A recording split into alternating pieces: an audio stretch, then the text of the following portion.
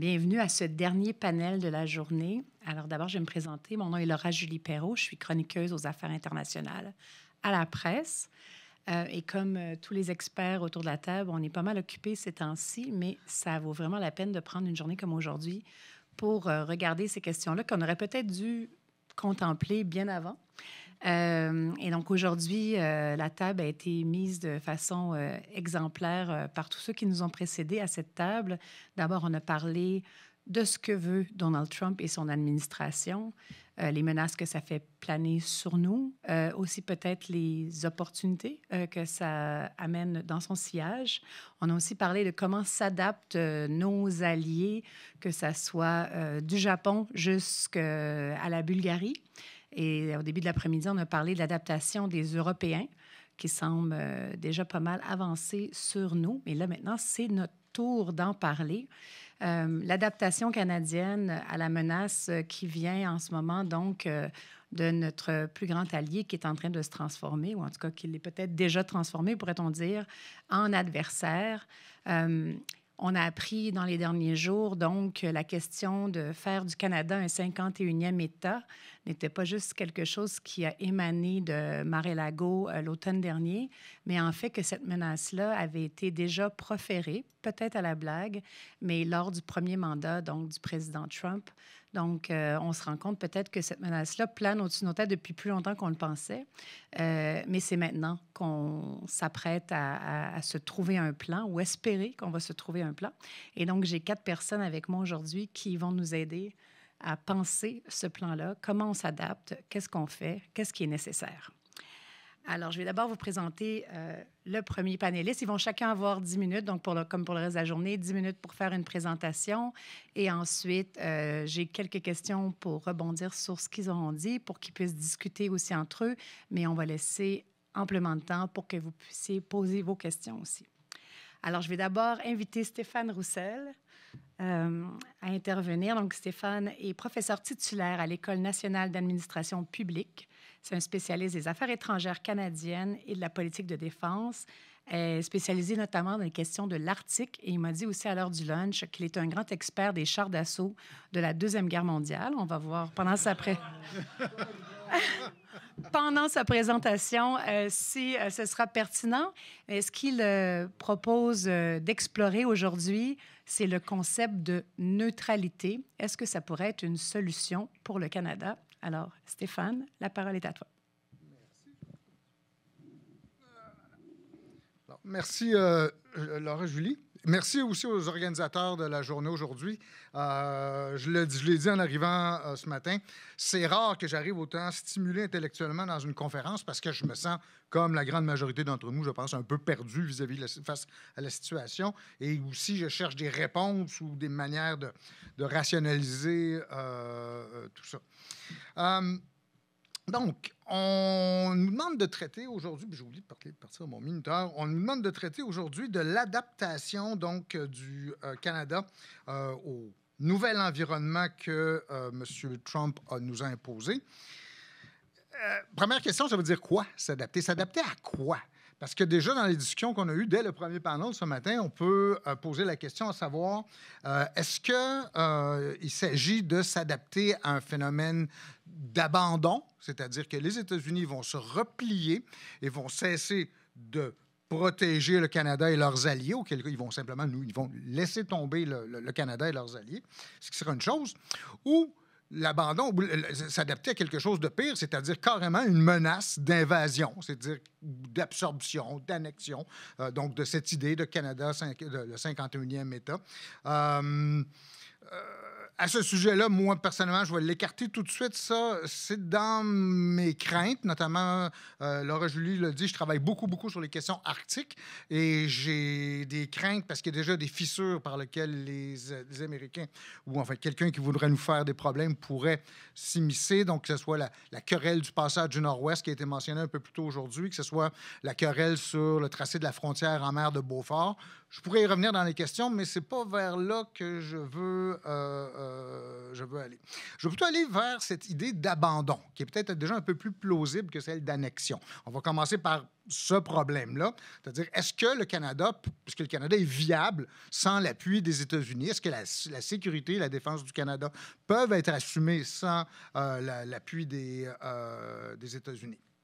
Il y a 1 an et demi, notre collègue Kim Richard Nossel de l'Université Queen's, qui est à la retraite aujourd'hui, mais qui a publié un petit livre qui s'appelle Canada Alone. Donc, c'est très intéressant, en fait, comme peut l'être un roman de Stephen King, finalement, où présente un Canada dans un monde MAGA, dans un monde où les Américains se seraient repliés sur lui-même et le Canada se retrouverait seul. Est-ce que c'est viable pour le Canada de penser survivre tel qu'il est dans cette situation-là? Ou au contraire, on doit aller baiser la bague à Washington puis dire au président qu'on l'aime puis qu'on va désormais bien se comporter à l'égard des États-Unis, que c'est fini la période où on les exploitait à tour de bras. Pour répondre à une question hypothétique comme celle-là, ou pas une question hypothétique, pardon, une question qui implique une dimension de prédiction, une dimension d'essayer de voir dans l'avenir un peu, je vais utiliser la méthode haglundienne du nom de David Haglund, que Justin connaît bien parce que c'est lui qui a dirigé sa thèse. David Haglund, qui est aussi prof à l'Université Queen's à Kingston, qui a des trucs absolument merveilleux. Par exemple, David, c'est un des rares que je connais qui est capable de vous expliquer en moins de 20 minutes comment faire une présentation de 10 minutes. Okay? Je vais appliquer d'ailleurs ces concepts aujourd'hui.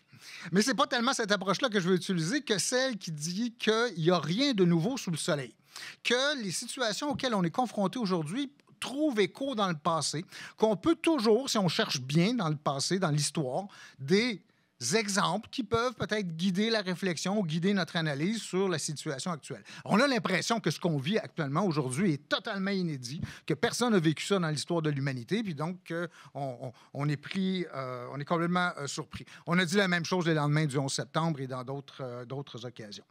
C'est vrai que des fois, il faut aller chercher des exemples improbables un peu.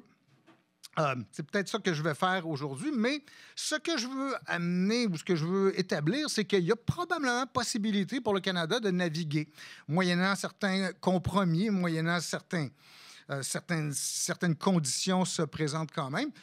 Et pour ce faire, je vais utiliser le concept que Jonathan a évoqué ce matin, le concept de hedging. Donc, hedging, Jonathan l'a présenté dans le sens où on peut diversifier les alliances, les partenariats. C'est-à-dire qu'un État, au lieu de se concentrer sur les alliances qu'il a tissées à travers le temps, va tenter de trouver de nouveaux partenaires ou de nouveaux alliés.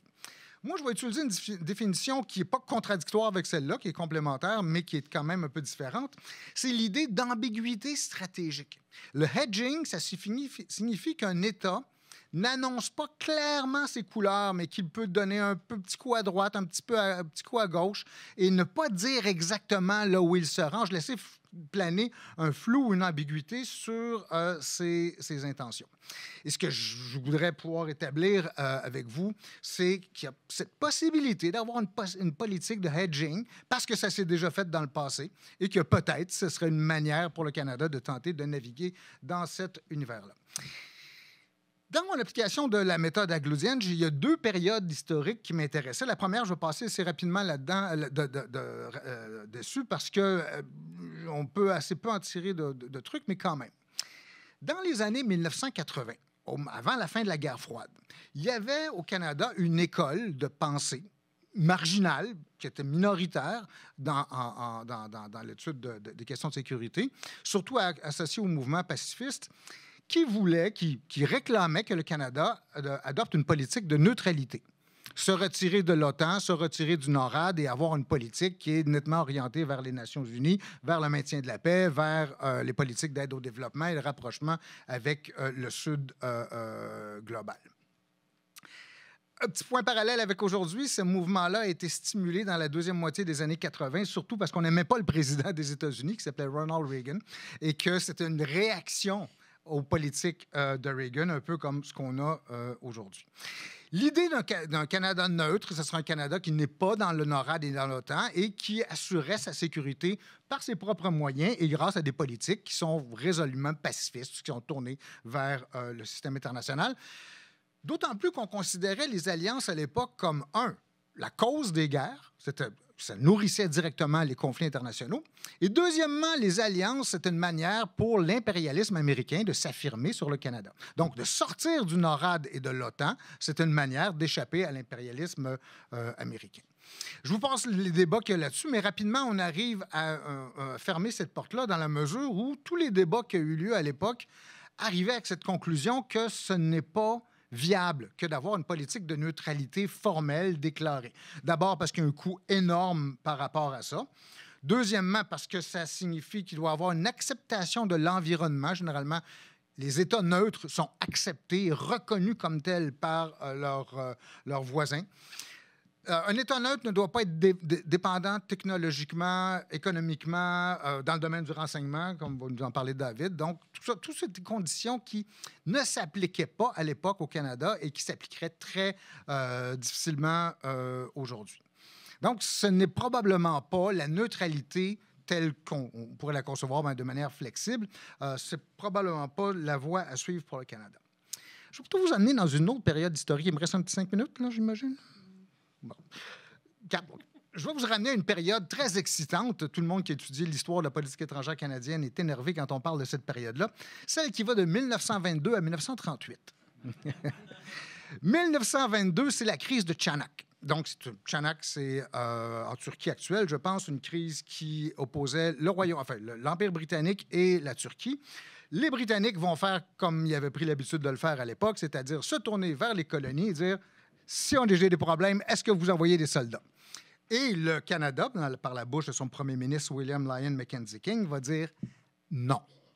Ça marque le début du processus qui fait que le Canada va se découpler complètement de l'Empire britannique. Et pourquoi la date de 1938? Parce qu'en 1938, le président américain Franklin Delano Roosevelt vient faire un tour à Kingston, en Ontario, prononce un discours dans lequel il dit « Si jamais le Canada est attaqué par un autre empire, les États-Unis ne resteront pas indifférents. » Il venait d'offrir une garantie de protection au Canada. Tout ça pour vous dire qu'entre 1922 et 1938, le Canada, à toute fin pratique, il est seul. Il se détache de l'Empire britannique, il est en train de se sevrer de la tutelle britannique, mais il n'est pas encore avec les États-Unis. Donc, vous avez une courte période au cours de laquelle, donc, il n'a pas de puissance protectrice. Et c'est à ce moment-là qu'on va pouvoir voir se déployer une politique de hedging, en plusieurs sens. D'abord, vis-à-vis de l'Empire britannique. Tout le long des années, la fin des années 20 au début des années 30, on se pose la question, si l'Angleterre va en guerre, est-ce que le Canada va en guerre? A posteriori, aujourd'hui, on devrait dire, ben oui, ben c'est évident. Voyons, mais à l'époque, ce ne l'était pas. Il planait constamment un doute à savoir est-ce que le Canada appuierait l'Angleterre en cas de guerre. Et même en 1939, au moment où la guerre contre l'Allemagne se déclare, Mackenzie King a toujours la volonté de dire le Canada va contribuer par des munitions, par de la nourriture, mais pas par des troupes. Il y avait toujours cette idée, elle était toujours là. Hedging aussi vis-à-vis les États-Unis. Parce que lorsque Franklin Delano Roosevelt prononce son discours à Kingston, il offre une garantie de sécurité au Canada. La réponse canadienne n'a pas été comme on pourrait s'y attendre, de dire « Ah, ben, si vous promettez de nous aider, ben nous aussi, on va aller vous aider. » La réponse canadienne, ça a plutôt été « OK, nous, notre partie de l'entente, notre partie du deal, c'est on va s'organiser pour que le territoire canadien ne serve jamais à des ennemis des États-Unis. » Donc, éviter que... Oups, voyez-vous, 10 minutes? Et donc, on avait effectivement, à cette époque-là, pendant toute cette période-là, une politique de hedging. C'est sûr que le contexte est différent aujourd'hui, qu'il n'y avait pas de menace directe sur le Canada. Aujourd'hui, on peut discuter à savoir s'il en existe une ou pas. Mais à tout le moins, ce que ça indique, c'est qu'il y a probablement une possibilité de pouvoir suivre une voie semblable pour, à tout le moins un temps, éviter que, ou entre le temps qu'elle dure la tempête, on puisse voir et se réajuster en fonction de ça. Et dernier point, tiens, la politique de défense canadienne, on pourrait dire, est-ce que la voie aujourd'hui serait d'augmenter de manière dramatique les dépenses militaires du Canada? Probablement. Mais ce n'est pas la conclusion qu'on avait à l'époque. En 1933, c'est le creux historique des dépenses militaires au Canada. C'est le moment où le Canada était le moins armé dans toute son histoire. Je viens de te faire enlever le micro par ta colonie. Merci, Stéphane.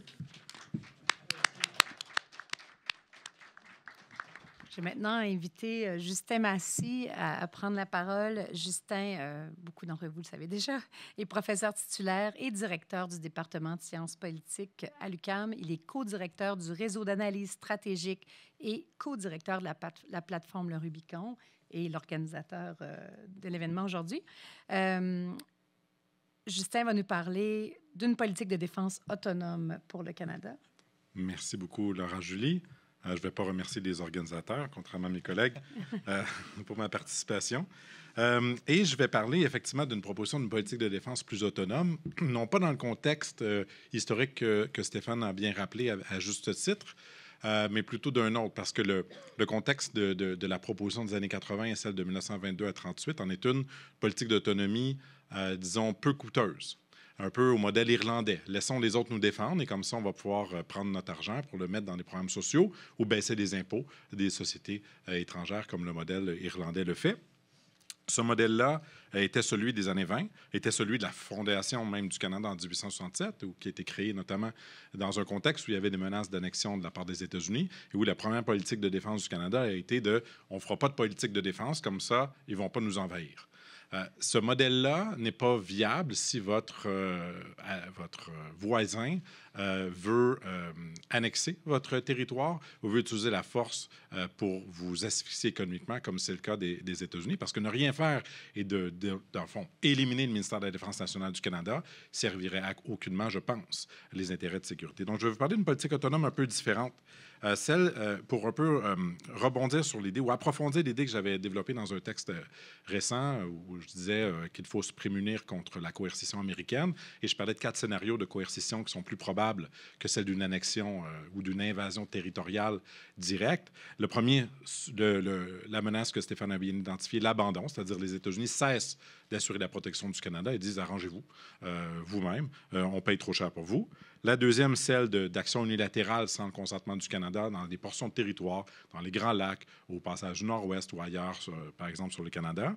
La troisième, c'est celle de cesser la coopération militaire au sens de partage de renseignements ou de mise à jour d'équipements. Par exemple, on parlait du F-35, de ce code source ou de tout autre équipement, parce que le Canada achète en très vaste majorité ses équipements militaires américains. Nos futurs navires de combat ne vont pas être des navires de combat si les États-Unis cessent de nous fournir le système Aegis de détection antimissiles notamment, ou de torpilles, ou etc.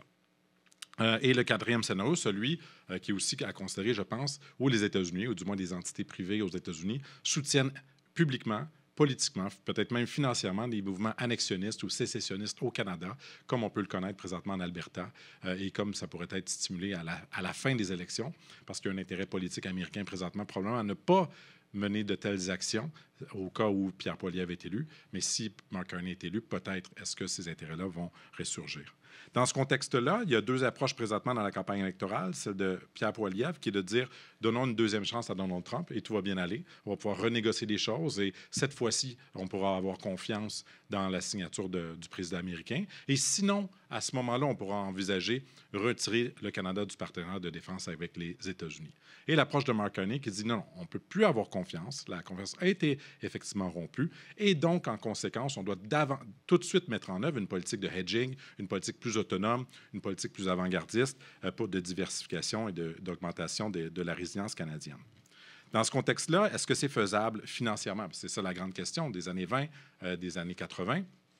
Bien, je veux vous donner 2 chiffres. Premièrement, si le Canada dépensait 2 % de son PIB présentement, il y aurait une hausse d'ici 2030, donc sur 5 ans, de 87 milliards de dollars de plus à dépenser.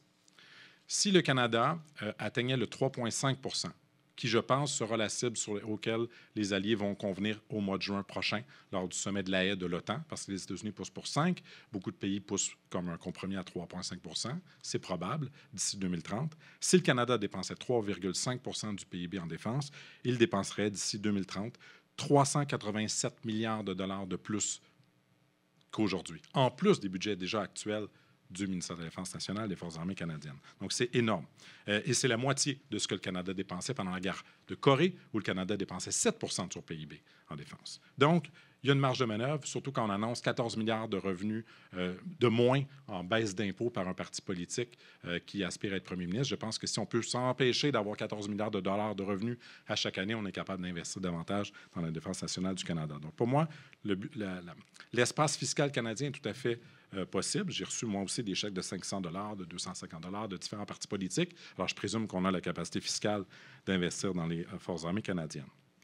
Si on fait un tel choix, il faut réfléchir à la stratégie, il faut réfléchir au budget, il faut réfléchir aussi à la structure des forces armées canadiennes dans une politique plus autonome. La première difficulté, c'est celle d'un changement de culture, un changement de réflexe. Le modèle des forces armées canadiennes est un qu'on dit en anglais de plug and play, où on s'intègre dans les forces armées américaines. Donc, on a des échantillons de petites capacités qui ne sont pas capables d'opérer de manière autonome, qu'on peut insérer dans une brigade américaine, qu'on peut insérer dans un escadron américain ou dans une force navale américaine, ou de d'autres pays, comme on peut le connaître en Lettonie. Le Canada est incapable d'avoir sa propre brigade mécanisée en Lettonie. Il doit s'appuyer sur 11 autres pays pour être capable d'avoir une brigade déployée. Pendant la guerre froide, le Canada avait pourtant une brigade déployée en Allemagne de l'Ouest qui est capable d'opérer seule. Donc, il faut ce changement de culture-là, cette volonté d'avoir une espèce de réflexion pour définir si on est pour opérer de manière autonome, dans quel but et à quelle fin. Cette réflexion-là est extrêmement manquante au Canada. Notre politique de défense a longtemps été celle d'un suivisme atlantiste où on demande quel est le compromis entre l'Europe et les États-Unis, sur quoi est-ce qu'on s'est entendu, alors on va de l'avant. On s'entend pour faire la guerre au Kosovo, on est d'accord. On s'entend pour faire la guerre en Libye, on est d'accord. On ne s'entend pas pour faire la guerre en Irak, on ne le fait pas. On s'entend pour l'Afghanistan, on y va. L'Europe, bien sûr, sur l'Ukraine, sur la Lettonie, ailleurs, le Canada est partant, constamment. S'il y a rupture du lien transatlantique, on ne peut plus avoir ce vieux réflexe-là de suivisme atlantiste. Et donc, on a deux options. Ou bien on se rapproche des États-Unis, ce qui n'est plus une option viable, et cette autonomie, il faut la définir parce que la principale faiblesse du Canada lorsqu'il prend part à des forums internationaux, lorsqu'il s'assoit à la table, c'est qu'il veut être partant, il veut faire partie prenante de ces forums sans proposer d'idées, sans être à l'initiative, sans être proactif. Mais pour être proactif, encore faut-il savoir quels intérêts il faut défendre. Au niveau de la défense, je pense qu'il faut revoir cette idée que la défense du territoire européen est aussi importante que la défense du territoire canadien. Parce que le contexte du serment de Kingston de 1938, c'était de dire, vous pouvez aller faire la guerre aux Allemands en Europe. Si jamais la menace se transpose sur votre territoire, les États-Unis vont vous protéger. Mais si on fait un jour la guerre en Europe sans que les États-Unis nous protègent et que nos ennemis sont les Russes qui ont un espace maritime et aérien commun avec le Canada, nous sommes dans la... Je ne terminerai pas cette phrase. Alors, il faut réévaluer ces capacités-là où il faut d'abord prioriser les capacités pour défendre l'espace aérien et maritime du Canada, parce que le Canada doit être une puissance aérienne et maritime et non pas terrestre, compte tenu des menaces qu'il pose contre nous et non, qui ne sont pas une invasion terrestre, et que ce n'est que l'excédent de capacité qui doit être, si on peut, déployé sur le théâtre européen, sur le théâtre Indo-Pacifique ou ailleurs sur la planète. Alors que c'est le contraire présentement. Les soldats canadiens déployés en Lettonie ont du meilleur équipement que tout le reste des forces armées canadiennes au Canada. Parce que c'est eux qu'on priorise. Et c'est ce qu'on a fait en Afghanistan, c'est ce qu'on a fait dans plusieurs conflits. On soutient davantage les forces expéditionnaires à l'étranger plutôt que la défense du territoire. Ceci ne peut plus tenir. Si on veut donc développer une capacité de défense plus importante, il faut, compte tenu de la taille de l'espace du Canada, augmenter le volume, la masse, la densification des forces armées canadiennes pour avoir plus de troupes, plus d'équipements, plus de capacités. C'est nécessaire. Il faut donc augmenter de loin, au-delà des 101 500 soldats autorisés dans les forces armées canadiennes. D'ailleurs, il en manque 16 000 là-dessus. Mais en plus de ça, il manque de soldats pour opérer même les plateformes qu'on envisage acheter. Il faut accroître également cette politique de développement d'une base industrielle et technologique de défense, la BITD. Ça n'existe pas au Canada, une politique industrielle de défense. C'est quand même particulier. On n'a pas de politique industrielle de défense au Canada. On a choisi, grâce aux pressions de la firme Irving, notamment, de la famille Irving, de créer de toutes pièces une industrie navale au Canada dans le programme de réarmement qui a débuté en 2010, de la construction de brise-glaces, de navires de combat, de navires extracoursiers également. il faut développer cette base industrielle technologique de défense. C'est fondamentalement important, mais de le faire dans les créneaux où le Canada doit avoir cette autonomie la plus importante. Là où on ne peut pas se permettre d'être dépendant d'une puissance étrangère, qu'elle soit américaine, qu'elle soit européenne ou ailleurs, parce qu'il en va de la protection de notre espace aérien, de la protection de notre territoire. Et pour ça, pour moi, l'industrie aéronavale est fondamentale si on pense que les menaces sont principalement aériennes et maritimes. Donc, on parle de l'industrie du drone. Il est particulièrement étrange, de mon point de vue, que l'on achète encore aujourd'hui et qu'on prévoit acheter pour les prochaines années des drones aux États-Unis. Et qu'on n'a pas encore investi dans n'importe quelle firme canadienne de développement d'une capacité de drones autonomes. Parce que ça combine l'intelligence artificielle, le secteur aérospatial. On parle de drones de manière générale. Ils sont aériens, ils sont sous-marins, ils sont sur les eaux, ils sont dans plein de secteurs de reconnaissance, de surveillance, de détection, voire d'interception. Et on voit la lumière des conflits de haute intensité auxquels on est confronté aujourd'hui, qu'ils sont la clé de cet élément-là. Et je vois que le temps passe, alors je ne vais pas développer les autres éléments de cette BITD canadienne. Et le deuxième pan, au-delà de l'autonomie, de ce sur quoi on doit investir le plus, c'est la diversification des partenaires, sur lesquels on a insisté tout à l'heure dans les panels précédents, où là, il faut viser les capacités que le Canada, ne peut pas développer seul parce qu'il n'a pas l'expertise de la capacité. L'exemple le plus probant, c'est des sous-marins. Le Canada ne va pas avoir une industrie de développement de sous-marins autonome, mais de faire ces partenariats avec des pays avec lesquels on a des atomes crochus et que l'on peut retirer quelque chose en retour. Le Canada ne peut pas à la fois contribuer à la défense de l'Europe et acheter de l'équipement européen sans en tirer parti, que ce soit de faire partie du programme ReArm européen, s'il est effectivement mis en place, mais aussi un pacte de défense mutuelle. Si le Canada est prêt à sacrifier ses soldats et son économie pour défendre l'Europe face à la Russie, est-ce que les Européens sont prêts à défendre le Canada si les États-Unis nous abandonnent? Et c'est seulement, je pense, si on répond à cette question-là et que la partenariat est mutuel, que ça vaut la peine de continuer dans la protection européenne. Merci. Merci.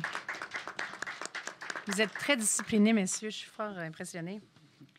Alors maintenant, je vais céder la parole à Yann Simon, qui est professeur de stratégie à l'Université Laval. Il est aussi directeur du Centre interuniversitaire de recherche sur les réseaux d'entreprises, la logistique et le transport. Et justement, on va parler de l'alignement, notamment de l'alignement des capacités militaires et industrielles au Canada. Merci beaucoup. Très content d'être parmi vous. Écoutez, sans faire de redite, vous devez savoir que dans mes postulats de base, effectivement, je reconnais à grand regret, parce que j'ai passé ma carrière à étudier les États-Unis et la relation canado-américaine, que les États-Unis ne sont pas un ami. En tout cas, n'agissent pas. Je ne dirais pas qu'ils ne sont pas un ami. Je dirais qu'ils n'agissent pas en ami. La subtilité est très importante ici. Donc, ce que ça veut dire concrètement, ça veut dire qu'on doit faire le maximum pour consolider ce qu'on peut récupérer de relations commerciales, de relations de défense. Donc, il faut cristalliser ça, l'institutionnaliser, tout en ayant le courage d'aller regarder ailleurs. Concrètement, pourquoi je dis que les États-Unis n'agissent plus en amis? Vous avez tous entendu parler, évidemment, des menaces du président, mais aussi quelque chose d'assez intéressant, que le président considère le Canada au même titre que la Russie considère l'Ukraine. Le parallélisme dans les discours est assez frappant. Howard Lutnick, il y a quelques semaines à la télévision, a aussi fait ce même parallèle-là. Caroline Leavitt, la porte-parole de la Maison-Blanche, a dit que le Canada n'était pas un allié, mais que le Canada était un compétiteur.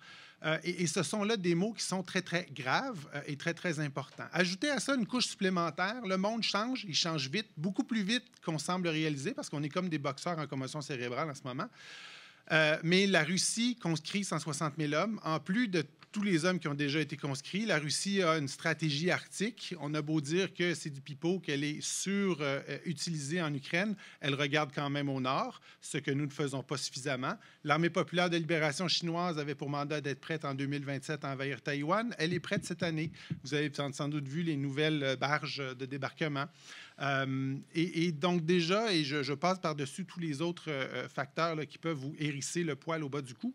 Ce que ça veut dire concrètement pour le Canada, c'est que d'abord, maintenant, nous sommes désormais, nous devons nous considérer comme étant amis avec beaucoup de nations, mais fondamentalement seuls, devant le dilemme que Justin vient de poser. Nous allons verser du sang pour l'Europe. je ne suis pas certain de l'inverse, dans la mesure où l'adversaire stratégique serait les États-Unis, voire même la Russie, dans la mesure d'un alignement entre la Russie et les États-Unis. En tout cas, un alignement qu'on voit dans le discours actuellement et dans les votes aux Nations unies. Donc, ce que ça veut dire concrètement, c'est qu'il faut diversifier nos relations commerciales, diversifier nos chaînes d'approvisionnement. Ça vaut aussi pour la défense, parce qu'on doit réfléchir en termes de résilience, en termes aussi de vulnérabilité. Ce que ça veut dire concrètement, ça veut dire pour le Canada, repenser la défense territoriale complètement. Force régulière, force de réserve, le rôle de la réserve supplémentaire doit être revu, le rôle des Rangers, leur nombre, la défense civile. Là, il faut commencer à réfléchir là, sérieusement à des abris, des sirènes, là, ce genre de trucs là, qu'on a abandonné tranquillement après la fin de la guerre froide, qu'il faudra ramener. Il faut réfléchir aussi au fait qu'on va devoir se battre.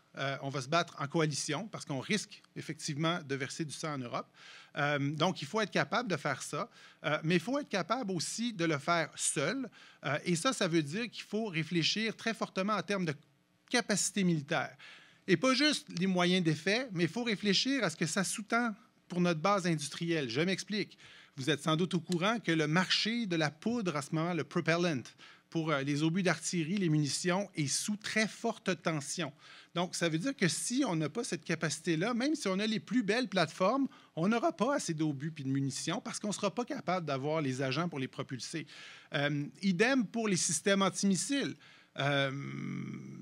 Quid de Iron Dome, quid de l'éventuel NASAMS qu'on a acheté pour l'Ukraine, mais qu'on n'a même pas nous-mêmes. Quid des systèmes européens équivalents? On y reviendra tout à l'heure. Donc, à l'étranger, il faut qu'on se batte seul ou en coalition avec ou sans les États-Unis. À la maison, il faut qu'on réfléchisse à émuler des pays en termes de défense civile, comme par exemple, la Suisse, par exemple. Un exemple classique. La Suède ou la Finlande aussi, dans leur désir d'augmenter le plus possible les coûts d'un envahisseur éventuel, ce qui fait que ça décourage l'envahisseur. Donc, là, encore une fois, ce n'est pas un choix de plateforme symétrique à celle d'un envahisseur éventuel, c'est un choix d'augmenter les coûts de cet envahisseur-là. Il faut aussi émuler les forces ukrainiennes. L'Ukraine a su développer, depuis 3 ans, l'industrie de défense la plus cost-effective du monde, probablement occidentale ou en périphérie de l'Occident. Il faut voir comment ils ont fait pour bâtir une capacité industrielle si efficace, si rapide et avec une aide moyenne de l'Occident. Par ailleurs, il faut réfléchir aux infrastructures, pistes d'atterrissage, bâtiments, tunnels, etc. Il faut réfléchir aussi à comment on se bat dans la doctrine. Actuellement, on n'a pas de force intégrée à l'image des Marine Air Ground Task Force, là, des Marines américains. On est habitué de se battre comme morceaux d'autres éléments air-mer-terre et dans les autres domaines de la guerre, cyber, l'espace, etc. Dans tous les scénarios, on est extrêmement, extrêmement vulnérable. Ça veut dire que sur le plan industriel, il y a des implications qui sont majeures auxquelles on ne réfléchit pas quand on réfléchit aux grandes questions stratégiques.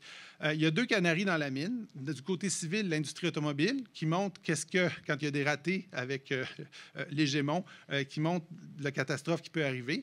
De l'autre côté, dans les plateformes militaires, vous avez le F-35, qui montre aussi les limites de l'intégration, pas juste à cause du code source puis la propriété intellectuelle, mais aussi avec le fait que c'est un enjeu qui se pose sur l'utilisation de ces plateformes-là, puis sur l'indépendance que ces plateformes-là nous donnent. L'achat, vous devez savoir, est contesté, pas que le Portugal là, qui a décliné, mais la Suisse y réfléchit à son achat de façon assez importante ces temps-ci. Nous aussi. Puis dans l'industrie canadienne, je ne partage pas l'avis de mon collègue ici qu'on n'a pas vraiment d'industrie. En tout cas, je pense qu'on n'a pas vraiment de politique cohérente. On a une politique, on en reparlera pour sa cohérence, mais bref, on a juste un joueur dans les top 100 des fabricants d'armement au monde, CCAE. Il ne faut pas se leurrer, là. Puis on a beaucoup de succursales américaines, européennes qui pourraient être utiles, mais dont les chaînes d'approvisionnement sont sous forte tension. Nos avantages historiques au Canada dans l'industrie, c'est quoi? Les systèmes, les sous-systèmes, les logiciels, les extensions de durée de vie de plateformes existantes. Il y a des gens qui, à la blague, et très sérieusement, même pas à la blague, disaient que l'extension de la durée de la vie là, des plateformes, c'est une core compétence canadienne, ce qui est vrai historiquement.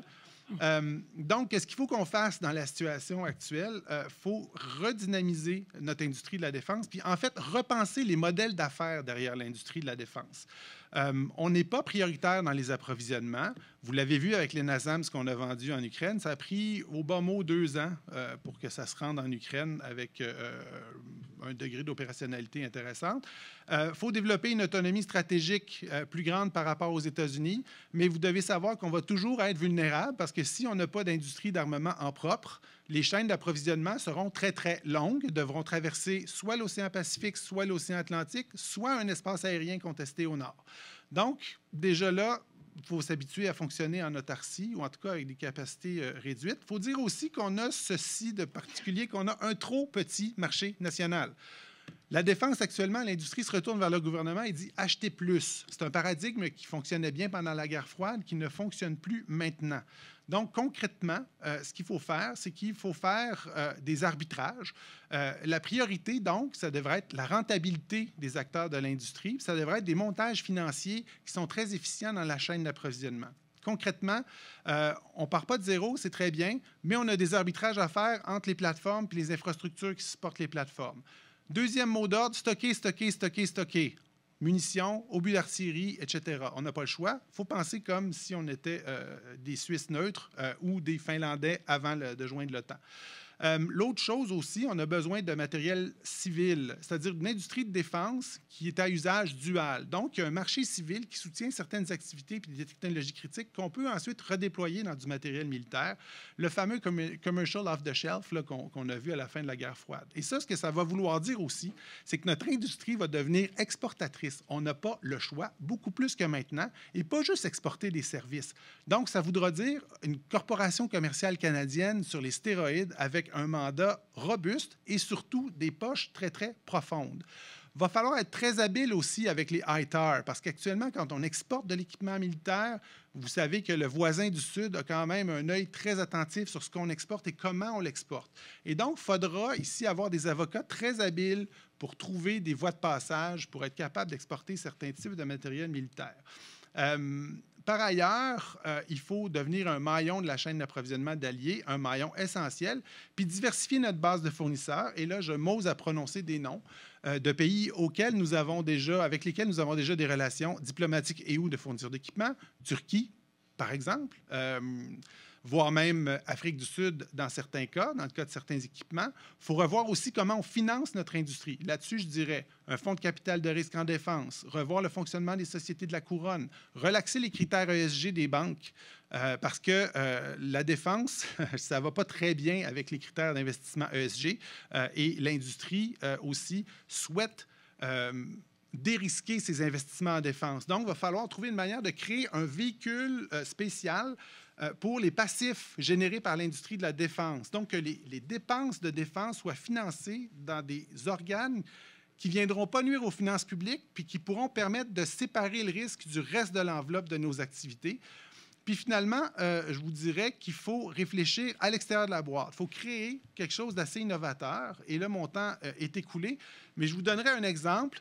Il faut créer au Canada un essaim de compagnies comme Anduril, par exemple, qui est une nouvelle start-up de défense américaine absolument hallucinante, qui, oui, se centre sur des applications de missiles, etc., mais qui permet, par exemple, d'avoir des essaimages de drones sur le champ de bataille distribués autour des soldats. Parce que, comme Canadiens, maintenant, il faut qu'on réfléchisse pas dans l'acquisition de plateformes majeures, il faut qu'on réfléchisse, oui, dans l'acquisition de plateformes, mais surtout en multiplication de force. Ça veut dire que quand on déploie un soldat, le soldat doit être plus létal, mieux organisé, mieux équipé que n'importe quel autre soldat en face de lui. Et il va falloir engager une réflexion sur les vaches sacrées, par exemple les mines antipersonnelles. Je sais que c'est dommage d'en parler à cause du traité d'Ottawa, mais nos alliés ont déjà commencé à tirer la prise de courant là-dessus. La Finlande, la Pologne, les États baltes commencent à réfléchir. Les Ukrainiens ont montré que les mines antipersonnelles, c'est encore utile pour ralentir l'avance d'un ennemi. Il va falloir penser aussi à la façon dont on gère les armes légères. Donc, je vais conclure en vous disant que notre futur va être complexe, que notre futur va être pan-société quand on va penser à la défense, et qu'on va devoir migrer plus loin que le modèle trudeauiste père traditionnel auquel on est habitué, et qu'il va falloir qu'on développe une politique étrangère qui sera axée beaucoup plus sur nos intérêts. Ça ne veut pas dire qu'on ne considérera pas nos valeurs, mais ça veut dire qu'on va être très, très, très à cheval sur nos intérêts. Voilà.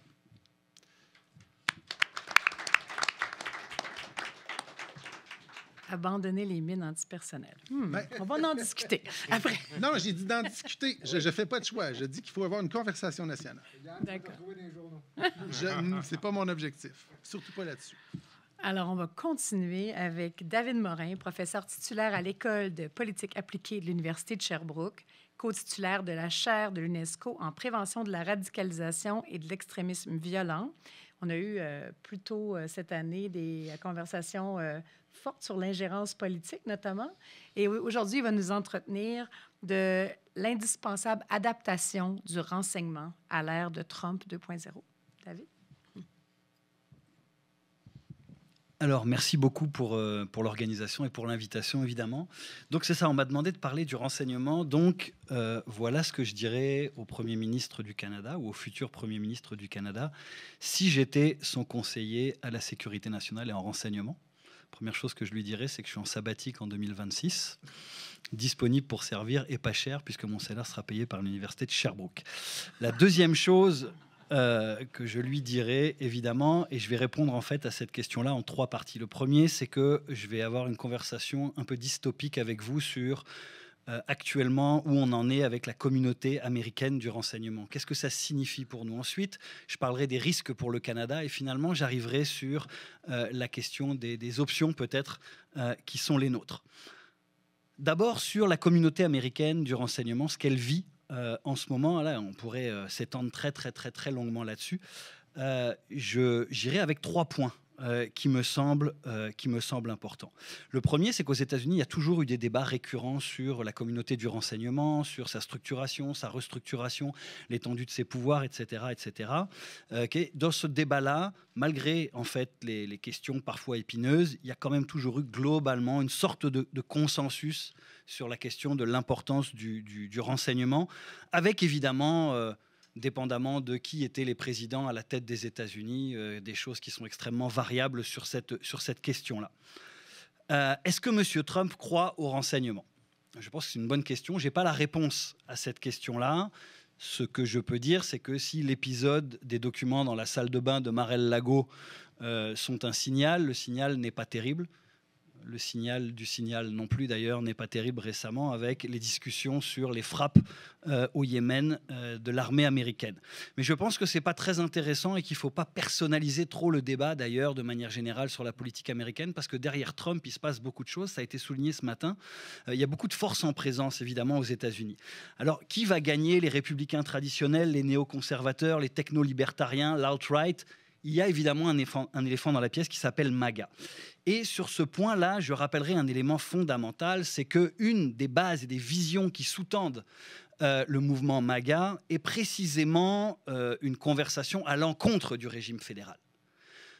Qu'il y a toujours eu historiquement aux États-Unis la constitution d'un État avec une méfiance fondamentale d'une partie de la société américaine envers les institutions fédérales, le FBI notamment et la CIA notamment. Donc ce n'est pas un hasard si ces 2 institutions sont les premières cibles de l'administration américaine, M. Trump ayant, je le rappelle, lancé sa dernière campagne électorale à Waco, qui est aux États-Unis le symbole évidemment d'un épisode contre l'ingérence du gouvernement fédéral et l'action du gouvernement fédéral contre des pans de la société américaine. Donc ça, c'est mon premier point. Et je dirais, c'est pas évident, évidemment. Il y a une attaque contre le système et le monde du renseignement. Alors évidemment, le monde du renseignement américain est très divisé.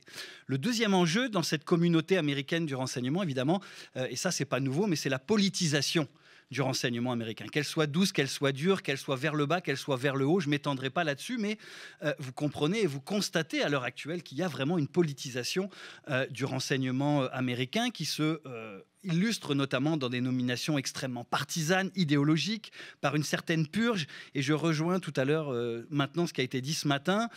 Si le FBI et la CIA ont été particulièrement visés, l'armée américaine, pour l'instant, est encore épargnée. Il faut voir si ça va durer. Je n'en suis pas du tout convaincu. On verra. Mais vous notez que cette politisation-là, elle se situe au plus haut niveau de l'État, puisque d'un côté, on accuse le mouvement anti-Tesla d'être des terroristes domestiques. Et de l'autre, on explique que les rioters du 6 janvier sont des patriotes. Et ils obtiennent un pardon présidentiel. Et aujourd'hui, on parle même éventuellement de les dédommager pour les peines de prison qu'ils ont fait. Donc on sent ici qu'évidemment, il y a une politisation importante du renseignement. Encore une fois, ce n'est pas nouveau, ça existe dans bien des sociétés démocratiques et non démocratiques. Le troisième point, et là on est dans un monde un peu dystopique, mais je pense que la communauté du renseignement canadien devrait prendre ça en compte, c'est la possibilité d'une dérive autoritaire de l'administration américaine et de l'utilisation du service et des services de renseignement à des fins politiques domestiques. Et ça, évidemment, ça serait le problème le plus important auquel on pourrait avoir à faire face, c'est-à-dire que éventuellement du renseignement canadien ou des échanges de renseignements entre le Canada et les États-Unis pourraient servir à remettre en question des droits de la personne aux États-Unis. Donc je pense que c'est évidemment un scénario un peu catastrophe, mais c'est un scénario qu'il ne faut pas exclure. Donc j'en arrive au risque plus spécifique pour le Canada. Je pense que la situation actuelle expose nos vulnérabilités. Et si j'étais le conseiller du Premier ministre, je lui dirais: demandons à nos agences de renseignement, est-ce que ce qui se passe actuellement constitue une surprise stratégique pour notre communauté du renseignement? Est-ce que c'est notre 11 septembre ou est-ce que c'est notre 7 octobre ce qui est en train de se passer? Ou est-ce que nos agences ont prévu ce retournement de situation, le fait que notre allié historique traditionnel le plus proche aujourd'hui est, sinon un adversaire, au moins un compétiteur farouche? Parce que si c'est le cas, alors il y a une faille dans notre communauté du renseignement. Et il va falloir essayer d'expliquer. Et à mon avis, un des éléments importants, à défaut de parler de faille, c'est évidemment, et le mot est faible, de dire que notre culture nationale du renseignement est aujourd'hui extrêmement ébranlée. Une communauté du renseignement repose sur un triple postulat. Donc l'alignement relatif selon les périodes sur les intérêts de sécurité partagés entre nos deux pays. Donc, en fait, ce sont deux cercles concentriques et dépendamment des périodes, parfois ils se chevauchent très bien, on a des intérêts communs, parfois on a des intérêts qui peuvent être un petit peu opposés. Aujourd'hui, mettons que les deux cercles ont du mal à se toucher, sauf sur quelques éléments opérationnels, j'y reviendrai. Le deuxième postulat, c'est la confiance. La confiance est au cœur du renseignement, au cœur de l'échange du renseignement. Est-ce qu'aujourd'hui, notre communauté du renseignement a toujours confiance dans l'allié américain? Et est-ce que l'allié américain a toujours confiance dans notre renseignement à nous? Alors c'est certain, aujourd'hui, on dit c'est toujours business as usual, ça fonctionne, le renseignement opérationnel continue d'être partagé, évidemment. On partage une frontière majeure, donc on veut éviter que des extrémistes violents commettre des attentats de part et d'autre de la frontière, qu'il y ait de la criminalité, etc., etc. Il n'en reste pas moins que c'est un élément fondamental. Et le troisième postulat était évidemment la dépendance canadienne vis-à-vis du partage massif de renseignements américains. Donc une fois qu'on a dit ça et que les fondements finalement de cette communauté du renseignement canadien sont un petit peu ébranlés, et je le comprends encore une fois pourquoi, notre culture organisationnelle aujourd'hui est remise en question. Et la crainte que moi j'ai, c'est qu'on fasse du déni un petit peu. C'est-à-dire qu'on dise oui, mais c'est simplement un épisode, c'est conjoncturel, c'est pas structurel. Il n'en reste pas moins qu'aujourd'hui, je pense qu'il y a une prise de conscience majeure à avoir. Si ça continue, les autres risques, évidemment, sont que les Américains, et ça a été soulevé par mes collègues, donc j'y reviendrai pas trop, mais il y a une diminution du partage du renseignement américain avec nos agences. Alors, on a entendu l'exclusion démentie des Five Eyes, je ne pense pas que ça va arriver demain, mais il n'en reste pas moins que cette dépendance-là est une vulnérabilité majeure. Autre élément, évidemment, c'est la contamination du renseignement canadien par le renseignement américain en fonction de leurs intérêts. Là aussi, ce n'est pas nouveau, mais qu'est-ce qu'on fait ? Le Canada, sur sa liste des entités terroristes, a 3 groupes de l'extrême droite aux États-Unis qui étaient présents à l'assermentation du président des États-Unis. Monsieur Thariot, il y a un reportage qui vient d'être fait sur lui. Non seulement il est retourné au Capitole, mais il a dit qu'il était peut-être intéressé à devenir un représentant américain. Comprenez bien, quelqu'un qui a pris 22 ans de prison, dont l'organisation est toujours sur la liste canadienne des entités terroristes. Donc nos angles morts sont évidemment majeurs dans un tel contexte, c'est évident. Les États-Unis savent tout de nous. On parle de renseignement économique. Ils travaillent le renseignement économique comme jamais depuis des décennies. Nous n'avons quasiment pas de renseignement économique sur les États-Unis parce que fonctionnellement, nos lois sont trop contraignantes et parce que la collecte du renseignement à l'étranger du Canada se limite à ses intérêts de sécurité, mais dans une compréhension beaucoup trop restrictive de ce que sont les intérêts de sécurité du Canada. Alors, face à tout ça, et je ne parlerai pas évidemment de la question du 51e État, mais moi je n'exclurai pas au regard de l'histoire ce scénario-là, pas demain, pas dans 10 ans, mais peut-être dans 20, dans 30, dans 50 ans. Et les militaires savent mieux que quiconque qu'il faut travailler sur 10 scénarios, incluant les pires, et que c'est toujours le 11e qui finalement arrive, mais qu'on arrive à coller une réponse avec la préparation à tous les scénarios. 9 minutes, c'est bon. Donc si je reviens là-dessus, évidemment, le risque principal, c'est l'érosion de la souveraineté du Canada, son intégrité, un État vassal, je suis tout à fait d'accord. Justin a ajouté aussi des éléments tout à l'heure. Et donc par rapport à ça, évidemment, il faut que le renseignement se protège. Nous aussi, la désinformation et les opérations d'influence américaine au Canada, on l'évalue comme étant une réalité évidente aujourd'hui. D'ailleurs, il se passe déjà actuellement des choses. Notre équipe de veille a déjà noté des choses. On sait, les médias ont sorti certains éléments, mais effectivement, sur la question de l'indépendance de l'Alberta, on sait que c'est travaillé et que c'est travaillé depuis des organisations américaines qui financent des initiatives au Canada. Il faut le dire, il faut le regarder, il faut que notre communauté considère ça comme une menace directe à la souveraineté du Canada. Et je dirais aussi une influence indirecte. Alors là, je ne me fais plus le conseiller à la sécurité nationale des États-Unis, mais celui du président russe. Je lui dirais ceci, plutôt que d'attaquer directement le Canada, passez donc par les États-Unis, qui sont moins susceptibles de faire l'objet d'une surveillance de la part des Canadiens. Mettez des agences en place, travailler éventuellement même avec des personnes qui faisaient partie du renseignement américain qui aujourd'hui se retrouvent au chômage, et on peut avoir des informations très intéressantes sur le Canada. Donc il faut concevoir aujourd'hui que les États-Unis peuvent être un cheval de Troie en matière de renseignement pour nous via les États-Unis. Donc les opportunités, vraiment j'en ai pour 30 secondes. Quelles sont les opportunités? Parce qu'en toute chose, qu'on parle d'opportunité ou de nécessité, je dirais 3-4 petits éléments. Le premier, c'est que il va falloir que notre communauté du renseignement, malheureusement, considère les États-Unis comme un adversaire potentiel et que les États-Unis deviennent une cible de notre renseignement. Ça fait plaisir à personne d'entendre ça, mais aujourd'hui, à mon avis, ne pas faire ça serait irresponsable.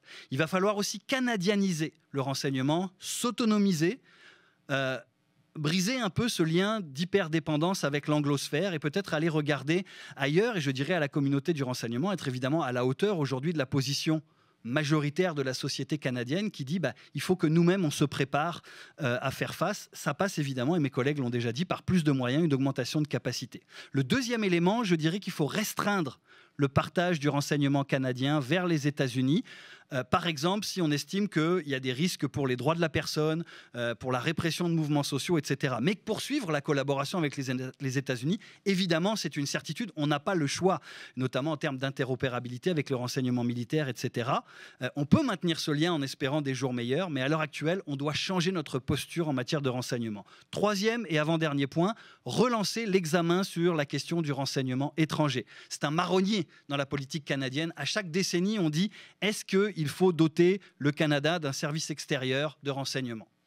Je pense qu'on a une solution intermédiaire entre les deux. Ce n'est pas créer un nouveau service extérieur qui serait beaucoup trop long à être déployé, qui nécessiterait des ressources majeures, mais c'est doter le SCRS probablement d'un mandat beaucoup plus clair à cet effet-là. Là, je ne rentrerai pas dans les détails. Il y a la loi sur le SCRS qui devrait évidemment être révisée. Il y aurait des enjeux de formation, de budget, de relations ou de ressources humaines évidents. Mais on a aussi des occasions ici. Je rappelle qu'il y a beaucoup de gens très compétents du renseignement américain qui sont au chômage.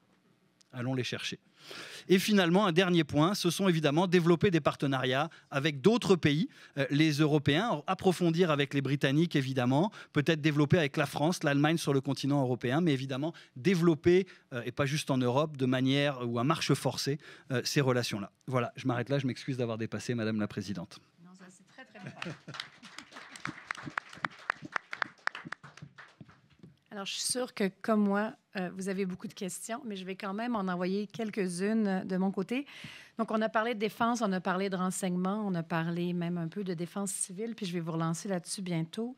Mais comment on inscrit tout ça dans notre politique étrangère? Ce matin, il a été question de diplomatie plus coercitive. Pouvez-vous me dire comment vous voyez qu'on pourrait inscrire ça dans le reste de ce qu'on fait au Canada, que ce soit la politique de développement, que ce soit la politique, la diplomatie. Donc, comment tout ça s'embrique ensemble?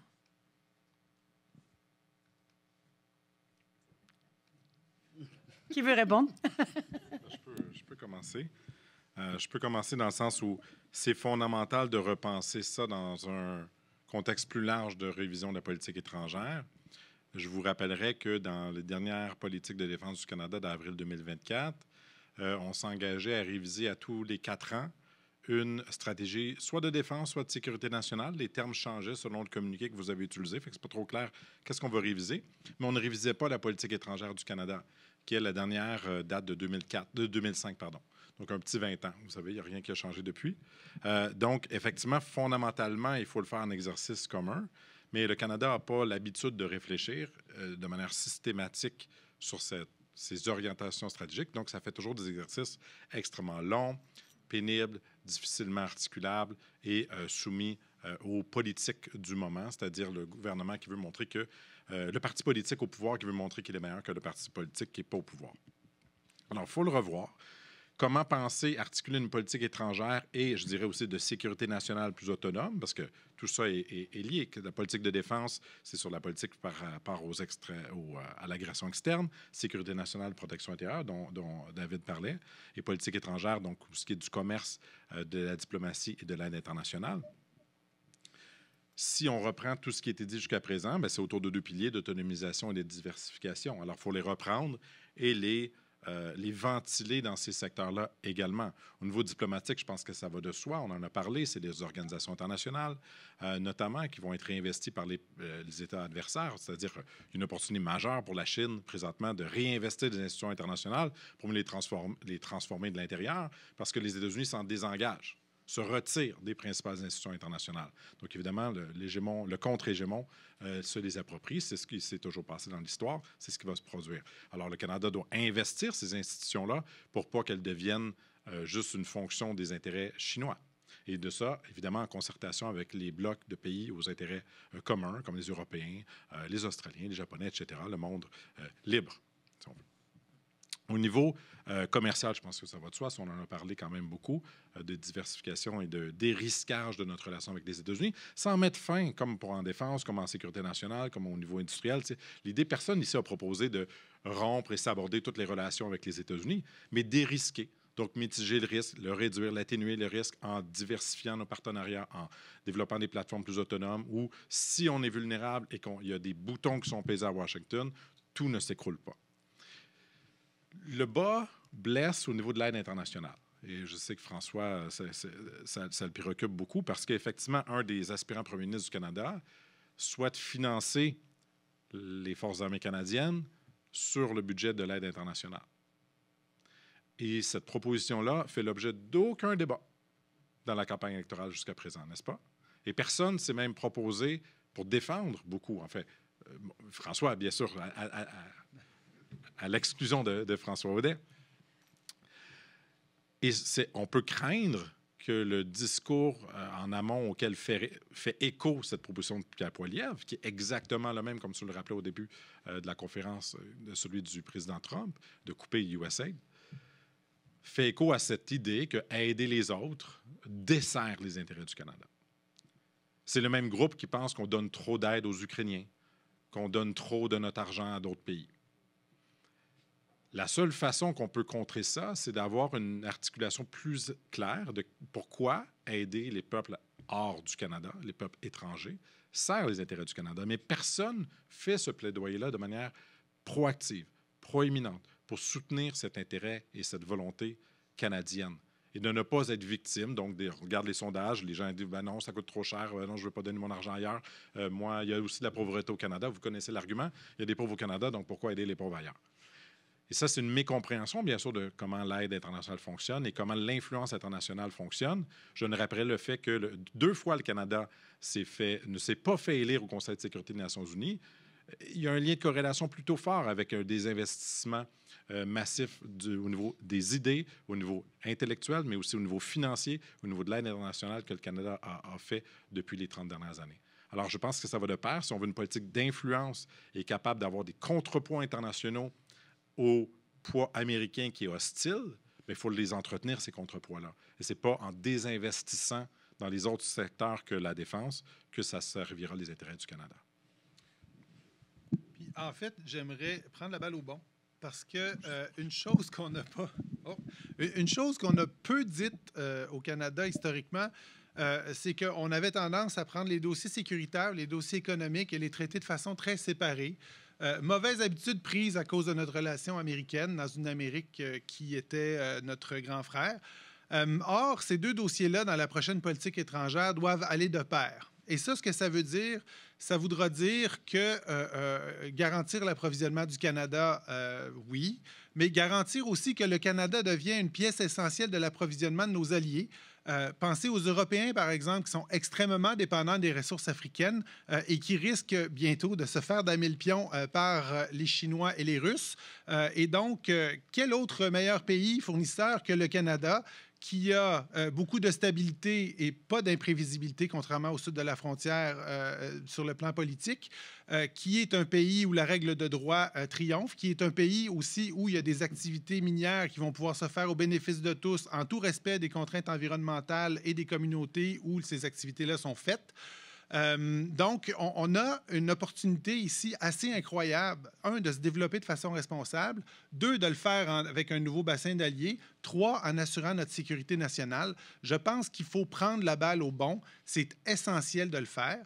Il faut aussi ne pas avoir peur de parler d'argent.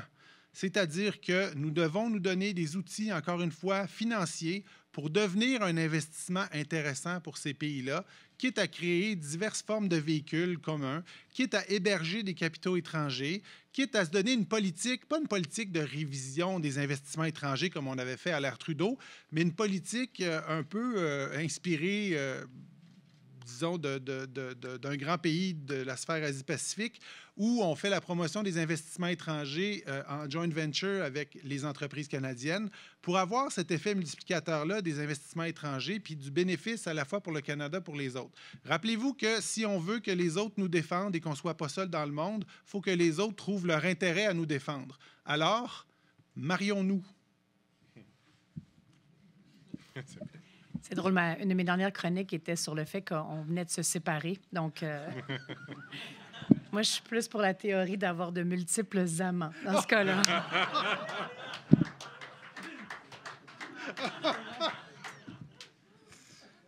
Merci, merci beaucoup. Moi, je vais laisser dépasser mon petit jupon constructiviste.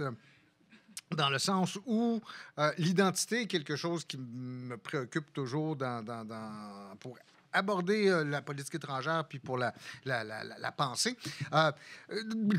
C'est un truisme de dire que dans toute crise, il y a une opportunité. Ici, l'opportunité, elle se matérialise, elle se présente de plusieurs manières.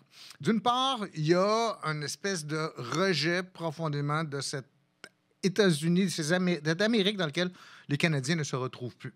Alors, les valeurs qui sont portées par l'administration Trump et le mouvement MAGA ne sont pas des valeurs que la majorité, l'écrasante majorité des Canadiens, de la société canadienne, partagent. Vous avez ce 15 mais bon, qui est toujours normal dans toute situation, il y a toujours un 15 de gens qui ne veulent rien savoir de quoi que ce soit. Mais donc, ça veut dire deux trucs. D'une part, la société canadienne, n'a plus d'intérêt pour la politique étrangère depuis quelques années. La dernière bulle d'enthousiasme, ça a été au cours de l'élection de 2015, lorsque Trudeau a proclamé que le Canada était de retour, ce qui s'est avéré une petite exagération. Mais donc, c'est peut-être l'occasion, justement, essayer d'aller au-delà de dire être Canadien, c'est autre chose que... C'est de ne pas être Américain, puis de montrer, de jouer là-dessus pour se donner une identité à la fois comme Canadien, de renforcer cette identité canadienne, mais surtout de la jouer au niveau international. Parce que ces Canadiens, la société canadienne a cette image internationale d'être très proche de la société américaine, mais est-ce que le Canadien ne pourrait pas jouer sur cette idée de dire, nous sommes les Américains, mais dans la bonne incarnation. C'est pas comme l'autre incarnation. Mais donc, de tenter de se démarquer, tenter de se reconstruire à la fois une identité. Je suis d'accord de parler en termes d'intérêt, comme Justin et Yann l'ont fait, mais aussi en termes de qu'est-ce que notre société, qu'est-ce qu'elle a à offrir au reste du monde, puis en quoi, dans des moments comme ceux qu'on vit actuellement, bien, il n'y aura pas quelque chose à offrir dans la manière dont on l'a fait. On a eu les moments où la politique étrangère canadienne a eu le plus de succès, c'est les moments où elle a pu se redéfinir autour d'un certain nombre d'images et de valeurs comme ça, qui sont demeurées très longtemps en place et qui ont soutenu la présence du Canada dans le monde. C'est vague comme truc, c'est pas clair, mais pourtant, c'est l'espèce de rejet de ce que prétendent les Américains aujourd'hui qui me font parler comme ça. Tu n'as rien à dire. David veut rien dire. Alors, hier, on parlait à la radio, notamment à la BBC, aux Pays-Bas, on demande aux gens de se préparer des kits de survie. En Allemagne, on vient de publier un document de plusieurs pages qui explique aux gens comment ils peuvent participer à la défense civile. Quand j'étais en reportage à Taïwan, j'ai suivi une des formations là, en défense civile qu'ils essaient en fait de donner ils essaient de donner à 1 million de personnes à Taïwan. L'Ukraine, après l'annexion de la Crimée, avait aussi beaucoup misé sur sa défense civile. On a parlé rapidement, Yann, où en est le Canada par rapport à cette idée de défense civile-là et qu'est-ce qui serait souhaitable en ce moment de notre côté? Bon, écoutez, ce qui serait souhaitable, c'est beaucoup plus de préparation. La bonne nouvelle, je dirais, c'est que nous ne partons pas de zéro. Et là, je fais un clin d'œil à François parce qu'on en a parlé de façon informelle déjà un peu plus tôt dans la journée. Mais le Canada ne part pas de zéro. On est un de ces pays qui avons la chance d'avoir une approche assez sophistiquée de la sécurité civile, de la préparation des désastres naturels, etc. Donc, on a une base avec laquelle travailler. La base, l'autre élément d'équation avec lequel on n'est pas familier, c'est le bout sécurité/militaire de l'histoire.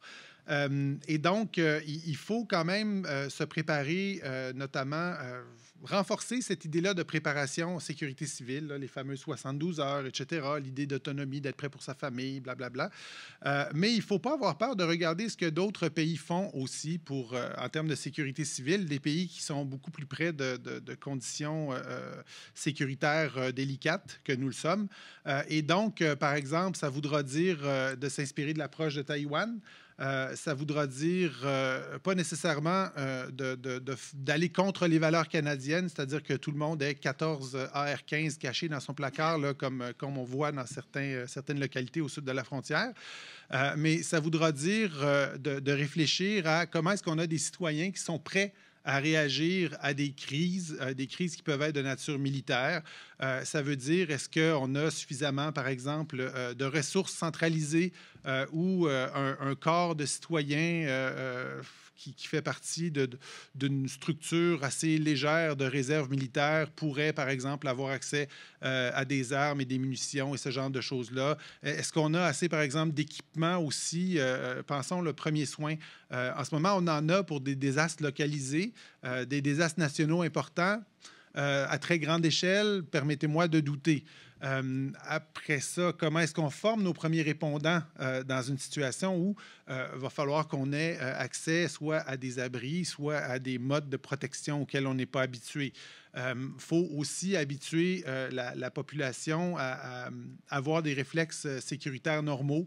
Par exemple, avoir une démarche de sécurité civile où on publicise beaucoup mieux quels sont les abris ou les réflexes en cas de catastrophe, parce qu'à part les municipalités où il y a beaucoup d'inondations, là, je pense à certaines municipalités du Québec, là, alors que c'est le printemps, où là, il y a des réflexes de « le point de refuge est à tel endroit, etc. On peut se cacher à tel endroit, on peut se réfugier là. » Dans des grandes villes comme Montréal, c'est un peu moins évident. Là. On a des idées de sous-sol, de bouts de métro, de trucs comme ça, mais depuis la fin de la guerre froide, là, il n'y a pas vraiment de répétitions générales qui sont faites. Pensez à des trucs aussi basiques là, que les fameuses sirènes d'alerte qui sont en désuétude. Hein? Est-ce qu'on peut dire ça comme ça? Hein? Oui, fait que, bref, une approche qui est un peu plus 360 de sécurité civile, puis qui pourrait avoir aussi une dimension militaire, où serait inclus, par ailleurs, pas que les militaires, hein, mais les paramédics, les forces de police, etc., comme ça devrait être là, dans un État qui fonctionne. Il y a David. OK. Oui, c'est une très bonne question. Moi, je suis un produit du service militaire français. Donc, après mes études, j'ai servi comme officier dans l'armée française dans le cadre de mon service militaire. Donc, je pense que le service, et puis entre service militaire et service civil, c'est deux choses différentes. Il ne faut pas essayer d'imposer un service civil dont finalement les objectifs seraient celui d'un service militaire. Donc il faut qu'on clarifie la question, à mon avis.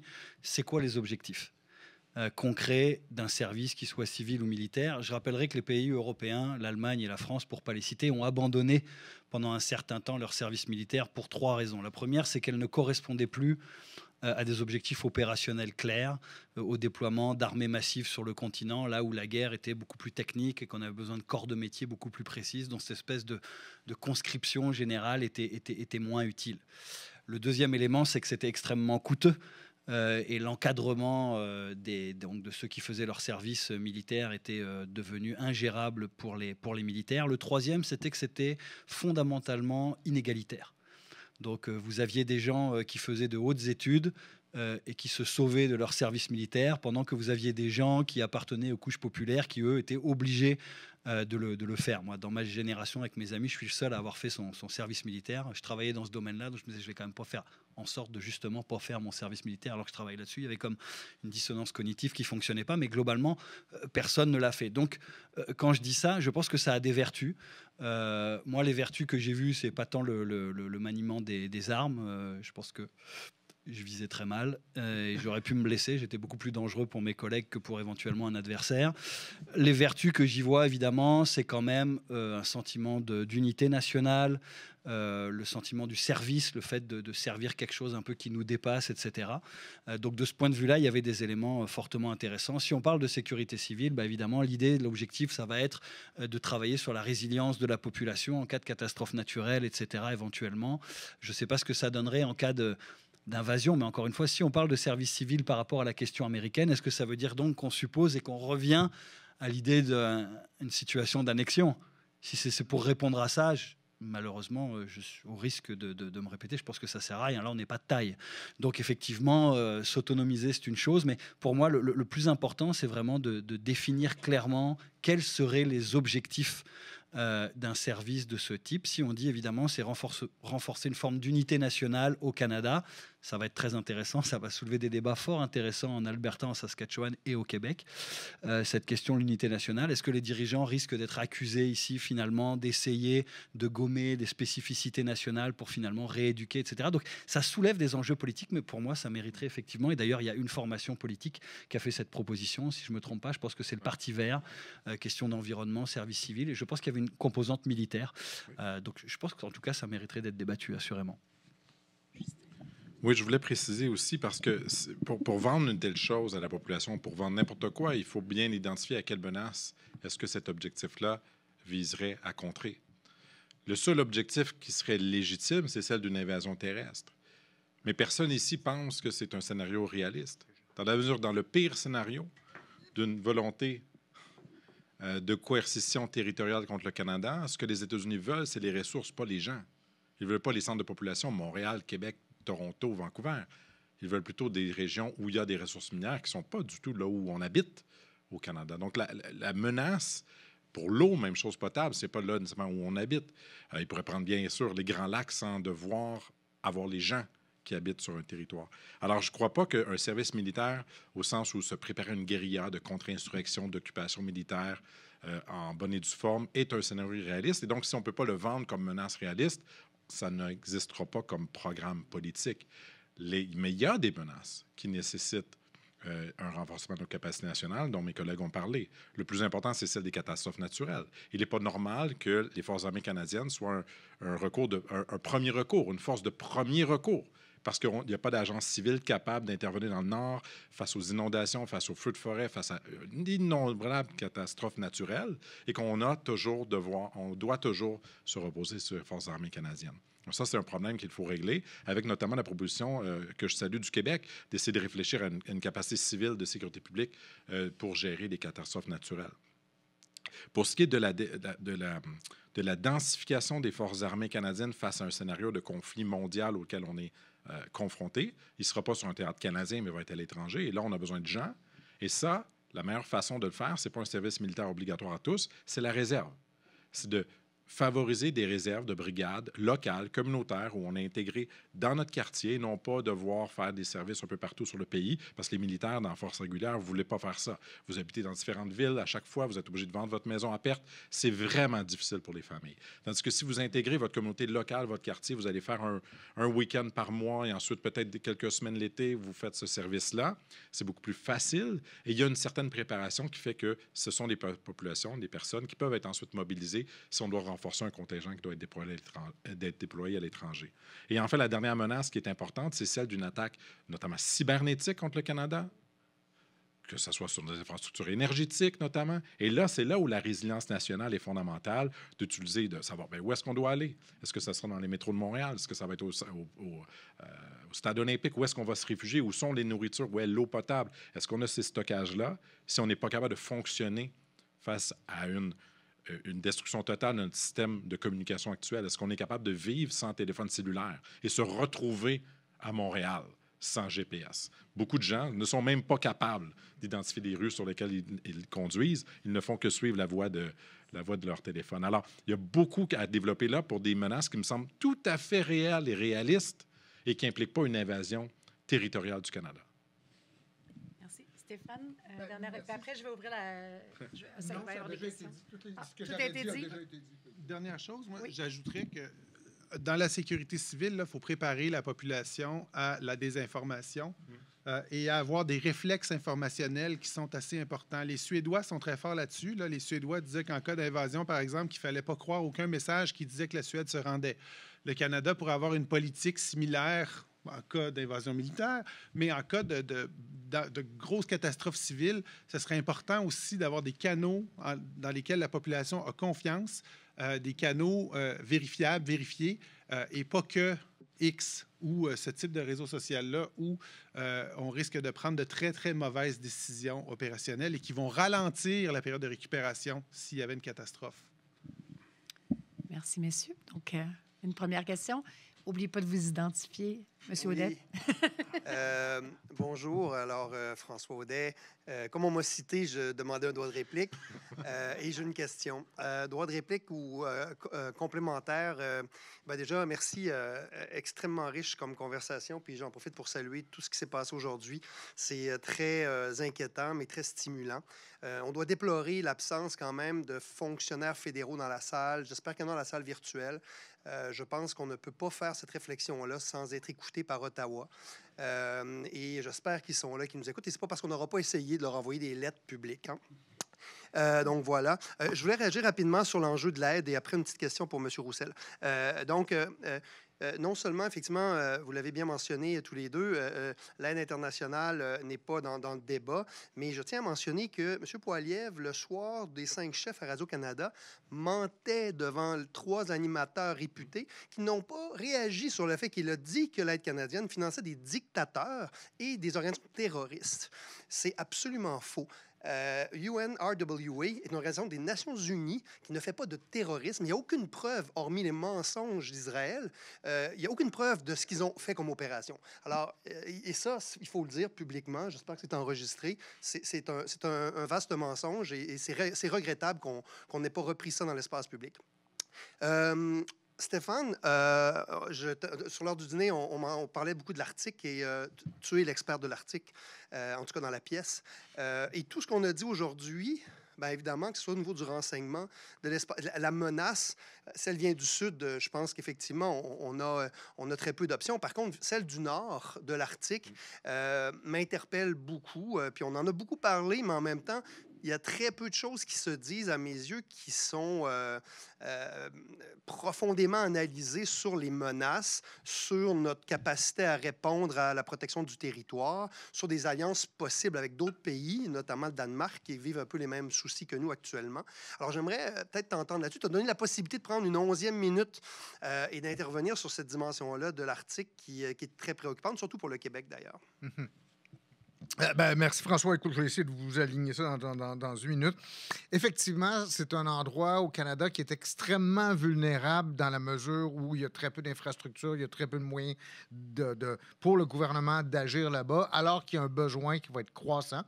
plus vous avez des activités humaines, plus vous avez besoin de la présence gouvernementale pour surveiller ce qui se passe, pour faire appliquer les lois, pour donner les services que les citoyens, parce qu'il y a des citoyens dans le Nord, et il va y en avoir de plus en plus, pour réagir en cas de catastrophe. Ceci étant, le principal véhicule pour le gouvernement pour être présent sur place, ça demeure les Forces armées canadiennes et avec la garde-côte canadienne. Et là, on a un dilemme ici par rapport à ça, c'est-à-dire d'une part, les activités que j'appelle constabulaires, donc jouer ce rôle de présence gouvernementale et de faire respecter les lois et de porter secours lorsque c'est nécessaire. Est-ce que c'est vraiment le rôle des Forces armées canadiennes? Est-ce que ça doit être leur rôle premier? Et est-ce que, tout comme par exemple dans le Sud, de plus en plus, les militaires sont appelés à gérer les feux de forêt, les inondations, les trucs comme ça, les catastrophes comme ça? Est-ce que c'est vraiment leur rôle premier? Pendant ce temps-là, ils ne s'entraînent plus à la mission qui devrait être leur mission essentielle, qui est celle du combat. Et je ne suis pas sûr que les militaires soient si heureux de jouer comme ça, les pompiers puis les policiers, alors que ce n'est pas leur boulot. Dernier truc, quand je dis que c'est vulnérable, qu'il y a des menaces, effectivement, j'ai mentionné très rapidement les revendications, ou quand les contestations américaines en mer de Beaufort, sur la frontière canado-américaine en mer de Beaufort et dans le passage du Nord-Ouest. Ça pourrait être, je l'ai dit publiquement dans un article, l'administration Trump pourrait être tentée effectivement de se faufiler par cet endroit-là. Pour l'instant, peut-être ce qui sauve le Canada, c'est que les Américains sont presque aussi mal lotis que les Canadiens en ce qui a trait à l'Arctique. Ils ont moins de brise-glace que le Canada. Et là, il y a une course aux brise-glace qui est en train de s'engager. Paradoxalement, tout le monde travaille ensemble. Les Finlandais, les Canadiens, les Américains sont sur le coup actuellement. Mais donc, il y a une nécessité pour le gouvernement, que ce soit peut-être même juste par la garde-côte, mais d'être plus présente dans l'Arctique.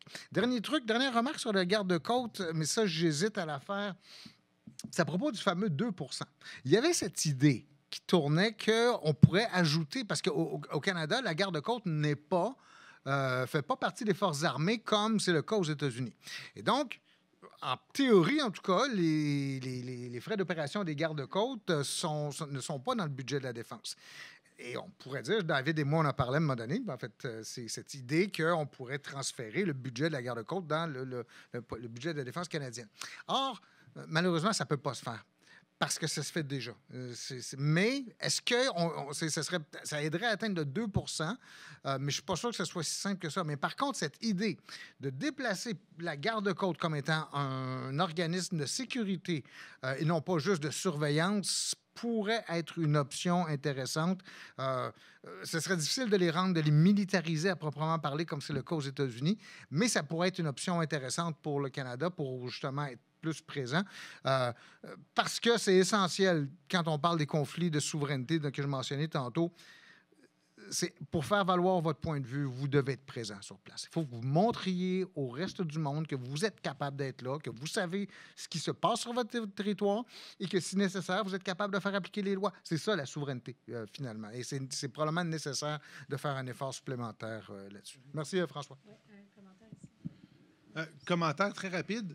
Imaginez un scénario dans l'Arctique, par exemple, où, rappelez-vous, là, Ukraine 2014, la Crimée, où il y a en Arctique des petits hommes blancs qui arriveraient, tout vêtus de camouflage, non identifiés, avec des cocardes nationales, qui viendraient s'installer et qui seraient suivis d'une installation minière ou pétrolière.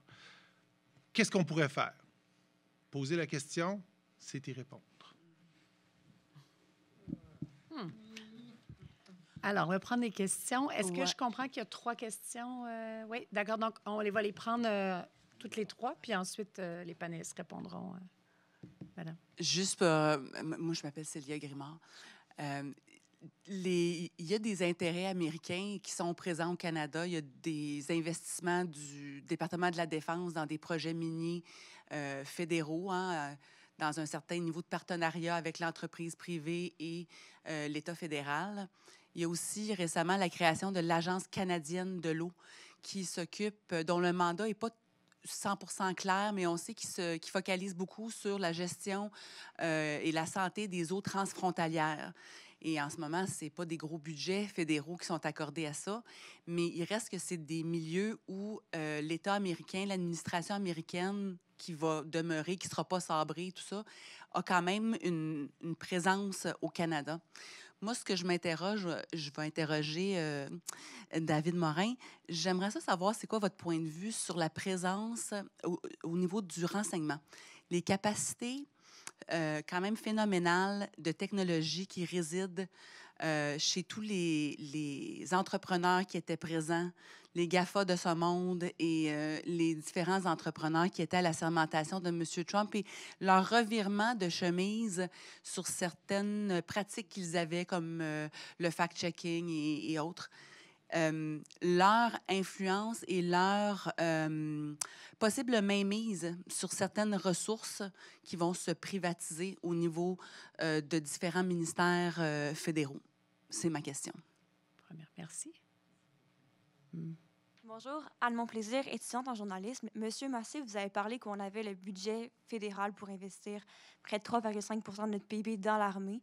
Je me demande, considérant que la menace d'invasion des États-Unis n'est pas encore certaine, est-ce qu'on veut vraiment investir autant de milliards là-dedans, considérant qu'il y a plusieurs pans du budget, en fait, plusieurs pans de la société qui manquent d'argent en ce moment au Canada?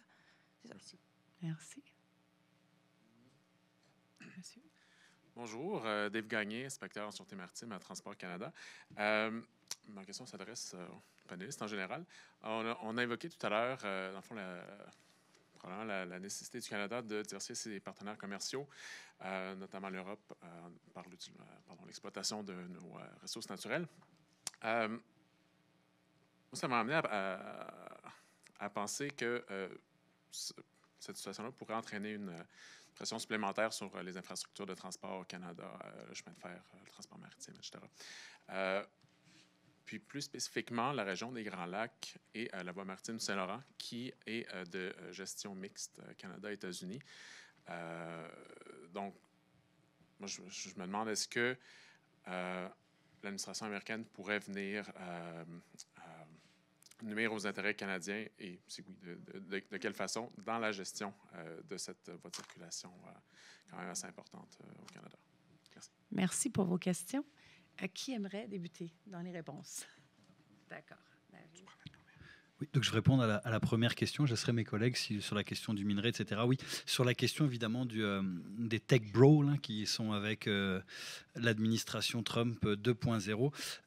Évidemment, ça soulève un enjeu important. Pendant très longtemps, il y avait un dilemme un peu entre les services de renseignement américains et puis le secteur privé qui était évidemment au moins officiellement très défenseur de la question de la liberté d'expression, etc., en vertu évidemment du premier amendement de la Constitution américaine. Mais il faut savoir évidemment aux États-Unis comme en Chine, d'ailleurs, et puis je ne fais pas de parallèle déplacé ici, mais qu'évidemment, quand la loi vous permet et oblige finalement le secteur privé à partager de l'information si jamais les agences de renseignement américains le lui demandent. Donc c'est très clair que, et d'ailleurs c'est assez drôle, et c'est pour ça que je disais que les Américains connaissent un peu tout sur nous, c'est que la plupart de nos informations, on les met quand on va sur les plateformes, puis ça c'est bien connu, et je pense qu'à l'heure actuelle, un des gros problèmes qu'on a d'ailleurs, c'est que une masse importante de données, que ce soit nos données personnelles ou même celles de nos administrations publiques, sont souvent hébergées sur des clouds qui sont détenus par des compagnies américaines. Donc, et d'ailleurs, il y a cet enjeu-là aussi sur la question des F-35. Si on achète des F-35, est-ce que les Américains auraient la capacité de décider de les clouer au sol advenant le fait où on veut les faire décoller? Je ne suis pas un spécialiste des F-35, mais la réponse des experts avec qui j'ai discuté, c'est peut-être, possiblement. Donc c'est sûr que ça soulève un enjeu. Il y a eu plusieurs articles d'ailleurs dans la presse et plusieurs journaux qui sont sortis sur cette question-là. Je pense qu'effectivement, cette espèce de confusion entre l'administration publique et le secteur privé aujourd'hui aux États-Unis ajoute une couche de difficultés pour nous ici au Canada dans notre volonté de nous autonomiser. Donc je sais qu'il y a certains ministères évidemment beaucoup plus sensibles qui n'hébergent pas leurs données sur des clouds, soit aux États-Unis ou même au Canada, qui seraient éventuellement détenus par des intérêts américains. Donc je pense que ça va être le chemin important à faire, mais c'est extrêmement complexe, je pense. Mais là, je ne suis pas un spécialiste de la cybersécurité, donc si j'ai des collègues qui veulent renchérir là-dessus. Pour la deuxième question, ouais, je vais répondre. Donc, merci pour la question. Premièrement, je veux juste clarifier mon propos. Je n'ai pas dit qu'il fallait dépenser 3,5 %, mais que le Canada a la capacité fiscale de le faire. Et j'ai parlé, bien sûr, des coupes d'impôts qui ont lieu au Canada depuis les années 70 et récemment aussi les envois de chèques qui sont très populaires à la veille d'élections, n'est-ce pas? Donc, il y a une capacité fiscale. Est-ce qu'elle veut être remplie complètement? Il faut l'articuler sur les besoins. Je pense que, contrairement au débat sur le 2 %, le débat sur le 3,5 % ne devrait pas devenir une cible artificielle où on s'entend pour faire plaisir à Donald Trump d'une augmentation et arriver avec un chiffre et que c'est ce chiffre qui va devenir la norme métrique. Parce qu'on parlait de norme métrique tout à l'heure, ça peut être un pourcentage du budget, ça peut être des revenus.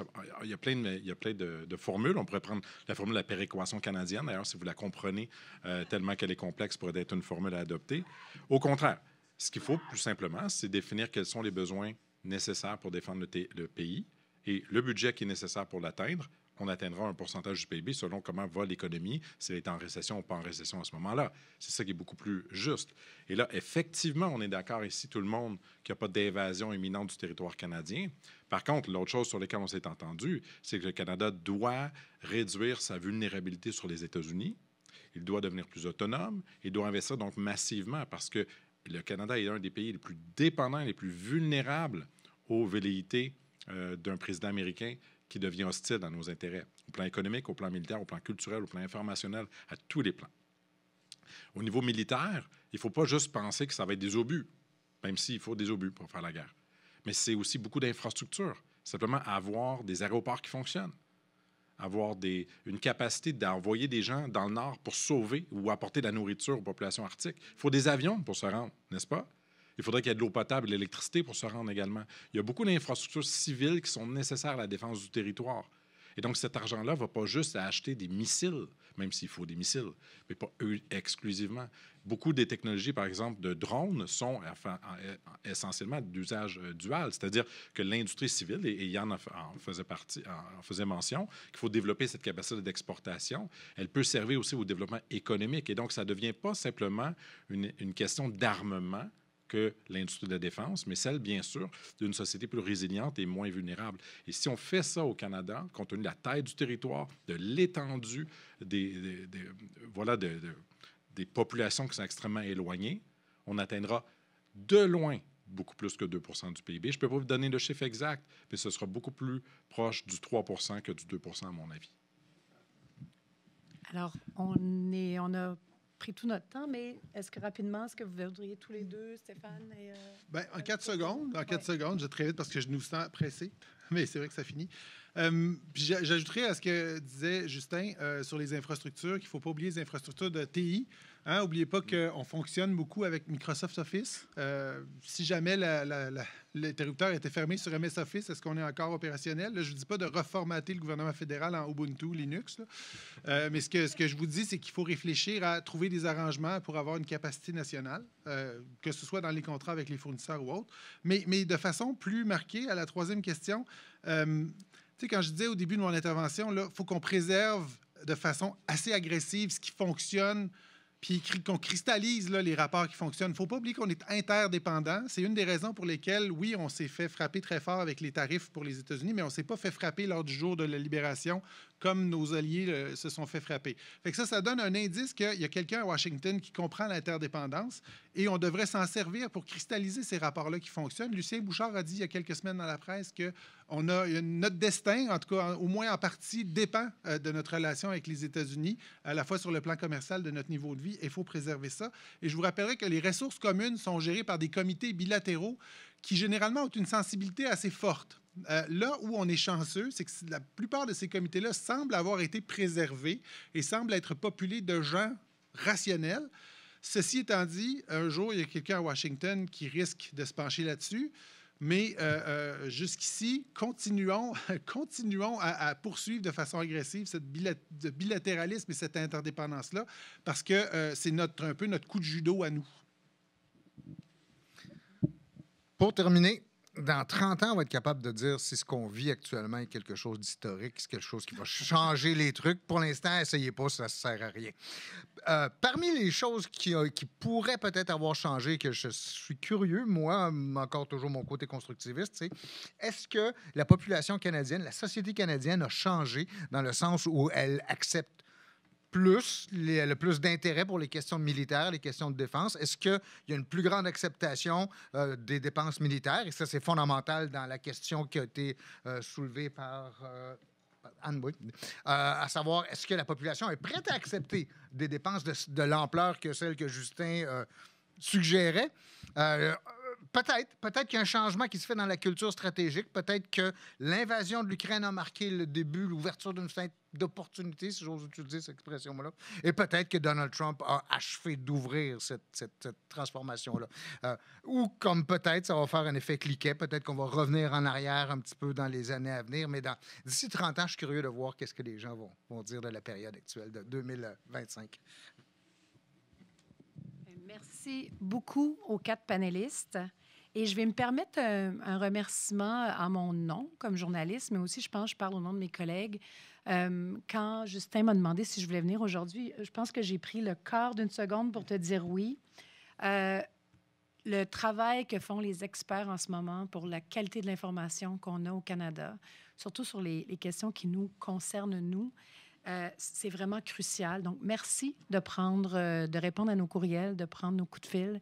C'est excessivement important pour la qualité du débat aussi. On le voit là, avec les élections qui sont en cours. Donc, merci beaucoup d'être là puis de continuer à vous spécialiser puis à garder les yeux sur ce qui se passe pour notre sécurité nationale. Donc, merci pour ça.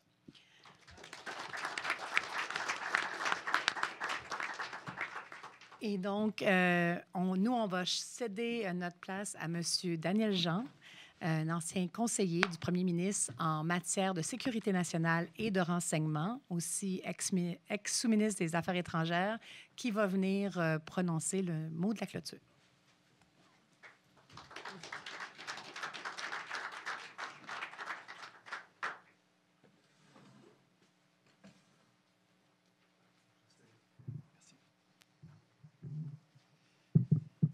Merci aux organisateurs, merci à Julien, merci à l'IEM. Peut-être que si j'avais su les ambitions de David, quand je suis conseiller à la sécurité nationale, j'aurais échangé sa sabbatique contre ma job, au moins pour une année. Maintenant, avant de parler un petit peu de ce que j'aimerais vous dire, je vais essayer de faire ça très court parce que je comprends que c'est la fin de la journée. Je veux vous situer un petit peu au niveau de ma vie professionnelle et personnelle, ce que les États-Unis représentent pour moi. Sur les 14 années que j'ai servi à l'étranger, j'en ai passé 8 aux États-Unis. 3 directement sur la frontière à Buffalo, au moment où on négociait le traité de libre-échange avec les États-Unis, entre 85 et 88. J'étais jeune, j'avais de l'énergie, j'ai fait un MBA le soir, puis mon épouse et moi, on a fondé notre famille. Nos 2 premiers enfants sont nés à Buffalo, qui sont citoyens américains. Parce que quand vous êtes dans un consulat, vous n'avez pas la pleine immunité. Donc, j'ai 2 de mes 3 enfants qui sont citoyens américains. Après ça, je suis allé à Washington en 95-2000, deuxième administration Clinton, 5 années, qui est très rare. Travaillais sur des dossiers de frontières, d'immigration, de réfugiés, avec l'administration, avec le Congrès, et dans une période où ces enjeux-là commençaient à être importants.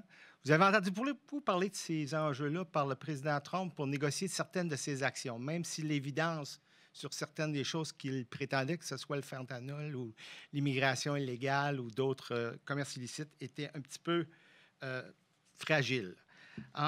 Ajoutez à cela que j'ai passé 4 années, 2 affectations distinctes en Haïti. On faisait une blague tout à l'heure quand François a parlé des fonctionnaires fédéraux, Henri-Paul et moi, que nous, on est dans le club des ex. On essaie surtout de ne pas être des belles-mères ou des beaux-pères, parce qu'il n'y a pas de genre à ça. Là. On essaie de pas trop jouer les gérants d'estrade, mais on est dans le club des ex. Lui, il est un ex en Haïti également.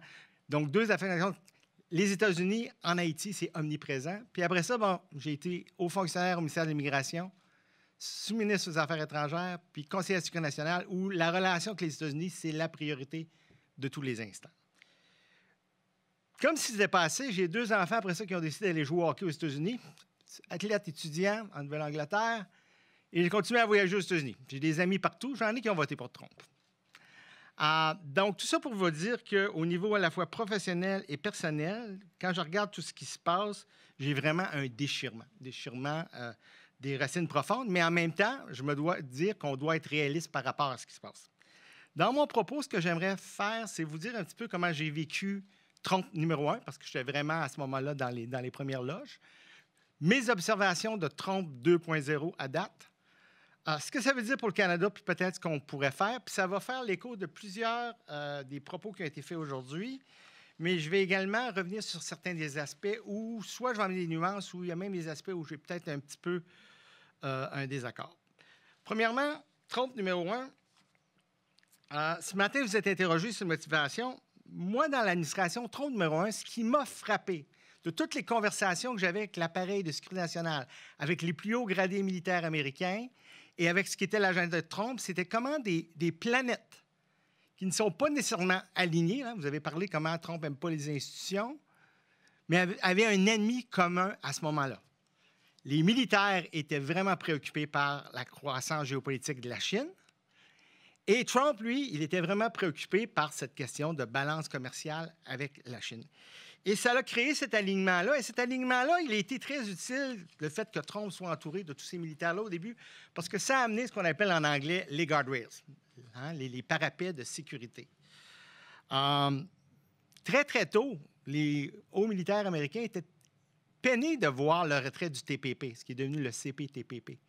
Parce que eux, quand ils ont des conversations avec les pays dans la zone Asie-Pacifique sur la coercion que la Chine exerce avec son économie, hein, ça fait penser à quelque chose qu'on vit nord-sud présentement, bien, ces pays-là, ce qu'ils disaient, bien, donnez-nous une alternative. Si on avait le commerce avec vous, on aurait une alternative. Donc, les militaires étaient très préoccupés. Jusqu'à un certain point, si vous regardez l'histoire, Stéphane, je pense que ça a donné une bonne idée des fois de revoir un petit peu l'histoire. La tactique que Trump a utilisée avec la Chine dans Trump 1.0 est très semblable, mais beaucoup plus théâtrale, que ce que Ronald Reagan a fait avec le Japon en 1987. Qu'est-ce que Ronald Reagan a fait avec le Japon en 1987? Il a fait la menace de tarifs. Il a obtenu de très bonnes concessions du Japon. Ils ont même réussi à ramener un tiers de l'industrie des semi-conducteurs aux États-Unis à cette époque-là. Cette tactique-là, la Chine a peut-être été très intelligente dans leur jeu aussi, parce que la Chine se préparait pour le pire. Ça, nous, on le sait. Mais ils ont été un des premiers visiteurs à Versailles 1.0. À Mar-a-Lago, c'était une des premières visites. En fait, mon premier appel avec mon vis-à-vis, là, j'ai eu 3 vis-à-vis sous Trump en 16 mois. Celui qui a duré plus longtemps, c'était H.R. McMaster. Et notre premier appel, il était à Mar-a-Lago et c'était la visite chinoise. Okay? Donc, il a obtenu ces concessions-là. Il a fait un peu la même chose dans le contexte du Canada et du Mexique en renégociant l'ALENA. Il a fait la même chose en jouant avec certaines des relations avec les... Cette détermination de vouloir qu'on dépense plus en défense. Oui, il y a certainement un fondement là-dessus que oui, on devrait avoir le poids plus responsable de ce que sont la responsabilité de nous défendre, nous et d'autres alliés. Il y a certainement, on n'en a pas parlé beaucoup, mais il y a un intérêt économique énorme si on dépense plus en finance. Combien de vous, aujourd'hui, les panélistes, ont dit comment on dépend de l'industrie, de la base industrielle américaine au niveau défense? Est-ce que aux États-Unis, la défense font très, très bien? C'est quelque chose qu'un panéliste a dit tout à l'heure. Cette question de dual use. On a les GPS, là, on se retrouve, disait Justin tout à l'heure à Montréal, parce que l'industrie de la défense a développé ces technologies-là qui sont dual. Donc, il y a un intérêt économique. Ce n'est pas juste un intérêt de nous faire dépenser plus pour avoir plus de fardeau. Il y a un intérêt économique à faire ça. Ces constantes jeux théâtrales avec les alliés, ça a créé de plus en plus de tensions avec ces militaires-là, de la même façon que leur imprévisibilité. Si vous voulez lire un bon livre, mon vis-à-vis, pendant 13 mois, H.R. McMaster, au mois d'août, a écrit sa biographie sur ses 13 mois à la Maison-Blanche. C'est assez révélateur de ce que c'était à cette époque-là. Et je dirais que présentement, c'est peut-être même pire, même si je suis d'accord avec Karine ce matin que les fractions ne sont pas tant au niveau idéologique qu'au niveau des intérêts personnels des joueurs.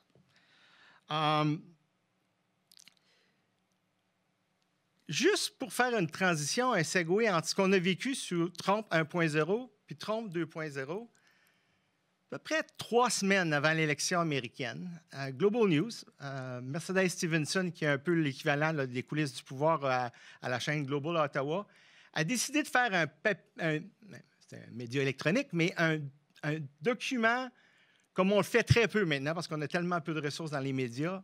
Elle a interviewé à peu près une vingtaine d'experts des questions de sécurité, des questions canado-américaines, pour essayer de voir si l'élection est serrée, quels sont les risques que quelque chose se passe, comme c'est passé le 6 janvier, et quels sont les risques pour les États-Unis, quels sont les risques pour le Canada. J'ai été une des 20 personnes interviewées. Quand je vous dis un investissement majeur, son recherchiste a passé à peu près 90 minutes avec moi à regarder tous ces enjeux-là. La plupart des experts ont tous dit la même chose à cette époque-là. Même si c'est imprévisible, même si vous avez MAGA, même si vous avez tous ces groupes auxquels David a fait allusion tout à l'heure qui ont été listés au Canada, les institutions américaines demeurent tellement fortes que les risques sont quand même minimes. Les institutions vont répondre. Et c'est malheureux ce qui s'est passé le 6 janvier, mais on a vu les institutions répondre. La question maintenant, 3 semaines, pas 3 semaines, 3 mois, un trimestre après Méga 2,0, quelle va être la situation si une chose comme ça se passe avec l'attaque qu'on voit sur les institutions? Donc, président Trump, administration 2,0 est de retour sans les parapets de sécurité, en pleine offensive contre les institutions susceptibles d'agir contre des contrepoids. Le judiciaire est sous attaque. Le Congrès est trop intimidé, en particulier le clan républicain, du moins pour l'instant, pour oser jouer son rôle de contrepoids. Le système américain, c'est vraiment le contrepoids des 3 pouvoirs. Et puis, vous avez les institutions du savoir qui sont vraiment sous attaque, et certaines d'eux commencent même à être muselées. Vous avez des universités qui sont prêtes à faire les compromis pour ne pas perdre leur financement. C'est très clair que dans ses motivations, le président Trump a été échaudé par les obstacles qu'il a rencontrés dans son premier mandat. Fait qu'il a vraiment choisi avec une attaque multifrontale. Il ne ménage pas les tactiques, il ne ménage pas la rhétorique, guerre tarifaire, et il va aussi loin dans la rhétorique que ses allusions au 51e État ou ses remarques plutôt, et les remarques de son entourage plutôt offensives par rapport au Groenland. La grosse question, quand je compare ça par rapport à l'administration 1,0, c'est sous 1,0, on prenait souvent cette rhétorique-là avec un grain de sel. Et d'ailleurs, juste quelques jours après l'élection américaine, on avait, nous, à Halifax, le Halifax Security Summit, qui est au Canada un des plus grands sommets sur la sécurité. Et par pur hasard, les organisateurs m'avaient mis à la table des médias américains, les médias qui voyagent avec la large délégation de sénateurs et congressistes américains qui viennent au sommet Halifax. Et ces journalistes-là, ils me faisaient penser aux sondeurs qui avaient vraiment manqué l'élection il y a quelques années. Ces journalistes étaient là, ils ne comprenaient pas ce qui s'était passé et plusieurs d'entre eux disaient « Mais on n'a pas compris. Les gens qui votent pour lui ne le prennent pas de façon littéraire, ne le prennent pas mot à mot. Nous, on le prend de façon littéraire. » Je dirais que c'est ce que je trouve le plus difficile présentement. C'est d'essayer de deviner, d'essayer d'évaluer qu'est-ce qui est purement une rhétorique pour exercer un levier, puis m'influencer, puis m'intimider, versus qu'est-ce qui pourrait être un risque réel. Et on n'a pas le luxe de ne pas regarder tous les scénarios. Alors moi, je n'y crois pas non plus au 51e État. Je ne pense pas que les républicains veulent un autre Californie, si on pense à ce que le Canada représente en termes d'électeurs, tout ça. Mais ça ne veut pas dire qu'ils ne sont pas intéressés dans des ressources très, très, très spécifiques. Maintenant, qu'est-ce que ça signifie pour le Canada et ses alliés? Au plan économique, vous l'avez tous dit, malgré tous les efforts de diversification qu'on a fait au fil des décennies, là, bien avant même la 3e option de Trudeau-Père, il faut se rendre à l'évidence, on est de plus en plus intégré avec les États-Unis. Dans certaines industries comme l'automobile, c'est tellement tissé serré. Les chaînes d'approvisionnement, Yann en a parlé tantôt, Yvan.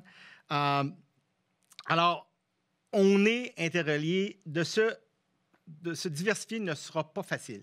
Et particulièrement parce qu'il faut tenir en compte qu'au Canada, notre économie, c'est 90 % de petites et moyennes entreprises. Je vous parlais de Buffalo tout à l'heure, à l'aube du libre-échange. On prenait nos entrepreneurs canadiens par la main, là, nos agents commerciaux, prenaient nos entrepreneurs par la main pour juste leur montrer comment exporter de l'autre côté de la frontière. Alors, ce n'est pas une surprise que malgré tous les traités de libre-échange qu'on a négociés partout à travers le monde, nos progrès à essayer de diversifier notre commerce est difficile parce que les risques pour une petite et moyenne entreprise sont énormes. Donc, à moins qu'on réussisse vraiment à dérisquer ça, ça va être très difficile.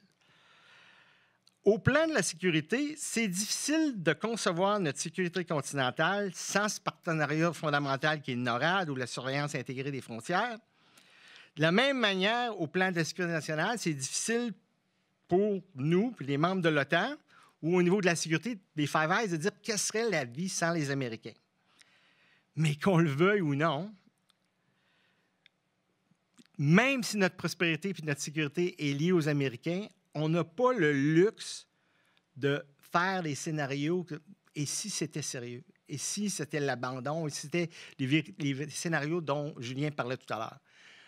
J'étais dans une conférence avec des gens qui contribuent à la politique de sécurité nationale qui est en préparation là, avant l'élection. On verra ce qu'un nouveau gouvernement fera avec ça.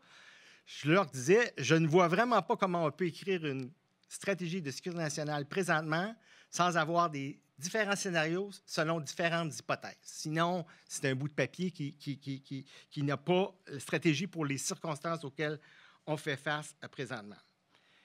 Donc, cette transition-là, elle va être très difficile. Ça ne sera jamais une transition où les États-Unis ne demeureront pas, certainement au niveau économique, un des acteurs les plus importants.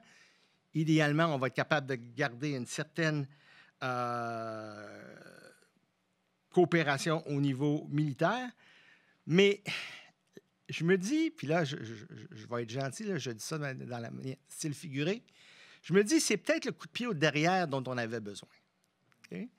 Parce que on a été complaisant tant au niveau du commerce, de l'économie qu'au niveau de la sécurité parce qu'on avait ça tellement facile. On est riche en termes de pays, on a énormément de ressources, on est bien éduqué. Donc, est-ce que c'est peut-être le coup de pied au derrière qu'on a besoin? Et dans ce contexte-là, je pense que c'est peut-être l'opportunité, la crise devient l'opportunité pour viser l'excellence. Viser l'excellence au niveau de notre sécurité, viser l'excellence au niveau de notre économie et diversifier où ça a du bon sens. C'est pas très... Dans le très court terme, dans l'immédiat, c'est pas nécessairement très utile qu'on soit en pleine élection dans une crise pareille. Parce que dans ce contexte-ci, c'est beaucoup plus utile d'être capable d'agir comme la présidente du Mexique ou bien d'autres leaders internationaux, c'est-à-dire d'être ferme, mais pas d'entrer dans la joute de rhétorique. Mais c'est pas mal difficile quand vous êtes en campagne électorale. Alors, j'ai énormément de sympathie là, pour les leaders, là, en particulier les leaders des principaux partis qui doivent sous-peser ça. Il faut regarder pour les alliances. Il faut regarder pour les alliances au niveau économique. Il faut bâtir sur des choses comme ce qu'on a fait dans les dernières années parce que les instances multilatérales étaient paralysées. Alors, le groupe d'Ottawa, où on a essayé de développer un arbitrage parmi des pays qui s'entendent pour qu'il y ait un arbitrage alternatif au WTO, en espérant qu'un jour, ça pourra revenir sur les choses. Il faut penser à ce genre de coalition-là d'intérêts. Au niveau de nos intérêts de sécurité, il faut penser également à nos alliances. Oui, on espère que les Américains vont demeurer notre partenaire clé, notre partenaire primordial au niveau de la sécurité, mais on n'a pas le luxe de ne pas essayer de développer des options qui vont nous rendre plus forts dans notre relation par rapport aux États-Unis. Quand on regarde au niveau de la politique étrangère, de l'économie et de la sécurité, on aurait grandement avantage à être moins éparpillé. On devrait choisir les niches où on est vraiment capable d'amener un avantage, d'amener une valeur ajoutée, s'investir là-dedans. La même chose au niveau de nos choix économiques. Et une des raisons qu'on n'est pas bon pour faire ça au Canada, c'est qu'on n'aime pas faire des choix. Quand on fait une stratégie comme ça, il faut faire des choix. Ça veut dire qu'il y a des gagnants puis il y a des perdants. Cette diversification-là, elle ne doit pas nécessairement remettre complètement en question la relation avec les États-Unis, mais à mon avis, elle va nous permettre d'être en position de bien meilleure force parce qu'on a d'autres options à ce moment-là, tant au niveau commerce qu'au niveau sécurité. Il faut également commencer à penser pour le pays qu'on est, pas pour le pays qu'on était. On a 34 millions de population. On va avoir 50 millions de population par 2050. On a une population vraiment bien éduquée, un important secteur de recherche. Le problème, c'est qu'on a tendance à être très, très bon au niveau de la recherche, développer la science et la technologie, mais on n'est pas bon dans la commercialisation. Et la rente économique, elle n'est pas dans le manufacturing, ce que M. Trump recherche. La rente électrique, elle est là dans la propriété intellectuelle. Mais la plupart du temps, c'est quelqu'un d'autre qui va l'exploiter, puis c'est quelqu'un d'autre qui va la valoriser. Donc, développer une base industrielle en matière de défense parce qu'on veut investir plus dans le contexte de nos intérêts, pas juste pour un chiffre, dans le reste de ce qu'on a besoin pour les capabilités, pour affirmer notre souveraineté. Ça veut également dire regarder où est-ce qu'on a des avantages, où on peut profiter de ces choses-là. On est riche en minéraux, on est riche en agriculture. Quand vous discutez avec les experts en changement climatique sur les questions d'agriculture, il va y avoir des pays gagnants, il va y avoir des pays perdants. Le Canada est un pays gagnant. On peut potentiellement devenir un important grenier pour le monde. Mais il va falloir vraiment s'automatiser. On a une agriculture très forte, mais on a une des agricultures qui est le moins automatisée. Le secteur de l'agriculture qui est le plus automatisé, c'est le secteur laitier. Et c'est le secteur qui a le moins haute intensité de main-d'œuvre. Mais la différence, c'est que les fermiers qui ont des fermes laitières, maintenant, vous savez quoi? Ils ont une vie le soir pour la fin de semaine. Mais il faut pousser ça ailleurs. Il faut regarder où on a des avantages, puis aller innover. C'est ce qui a fait la force des États-Unis. Maintenant, on veut exploiter nos ressources naturelles, on veut exploiter nos minéraux critiques. Bien, il va falloir trouver une façon de développer la licence sociale. Il va falloir trouver une façon d'avoir une gouvernance qui est beaucoup moins complexe, qui est beaucoup plus rapide, parce qu'il n'y a aucune corrélation entre avoir de très longues évaluations, de très processus compliqués et la gestion du risque. Il n'y a aucun bénéfice d'outcome, c'est purement du temps dépensé pour rien. Et c'est la même chose au niveau de l'approvisionnement militaire ou approvisionnement autre. Oui. Donc, il faut déplicer.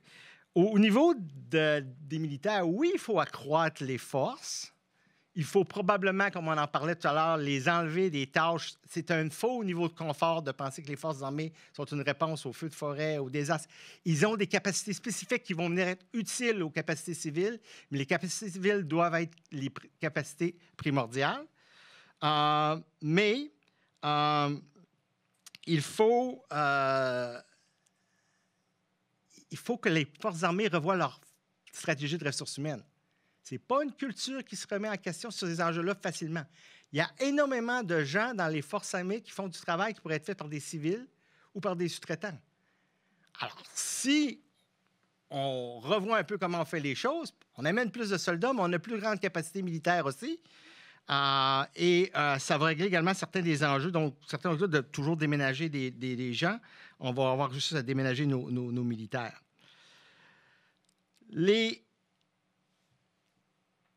Oui, cette guerre commerciale-là, elle nous a vraiment... Est-ce qu'on devrait être si surpris que ça? Puis c'est là où j'ai vraiment un bémol sur ce qui s'est dit ce matin. On a tendance à voir Trump comme la cause. Trump est un symptôme. La globalisation, regardez les données sur le commerce international. Le commerce international avait commencé à décliner bien avant la pandémie. Il y avait du protectionnisme de plus en plus partout, dont aux États-Unis. On a continué à avoir des attaques protectionnistes très importantes sous Biden.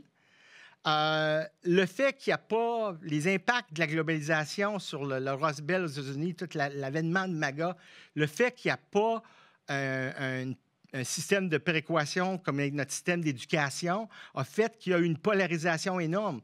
Il y a des gens qui croient que Donald Trump dit la vérité sur tout et que c'est lui qui va sortir des États-Unis. C'est une tendance lourde et ce n'est pas parce que Donald Trump va disparaître l'année prochaine qu'il n'y aura pas un autre Donald Trump derrière lui.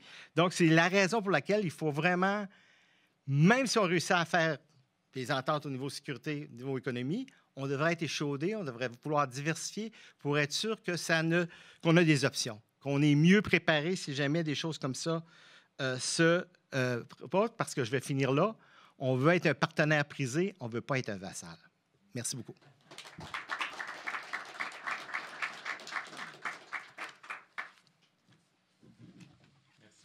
Merci beaucoup, Daniel, pour cette présentation qui met fin à cette conférence.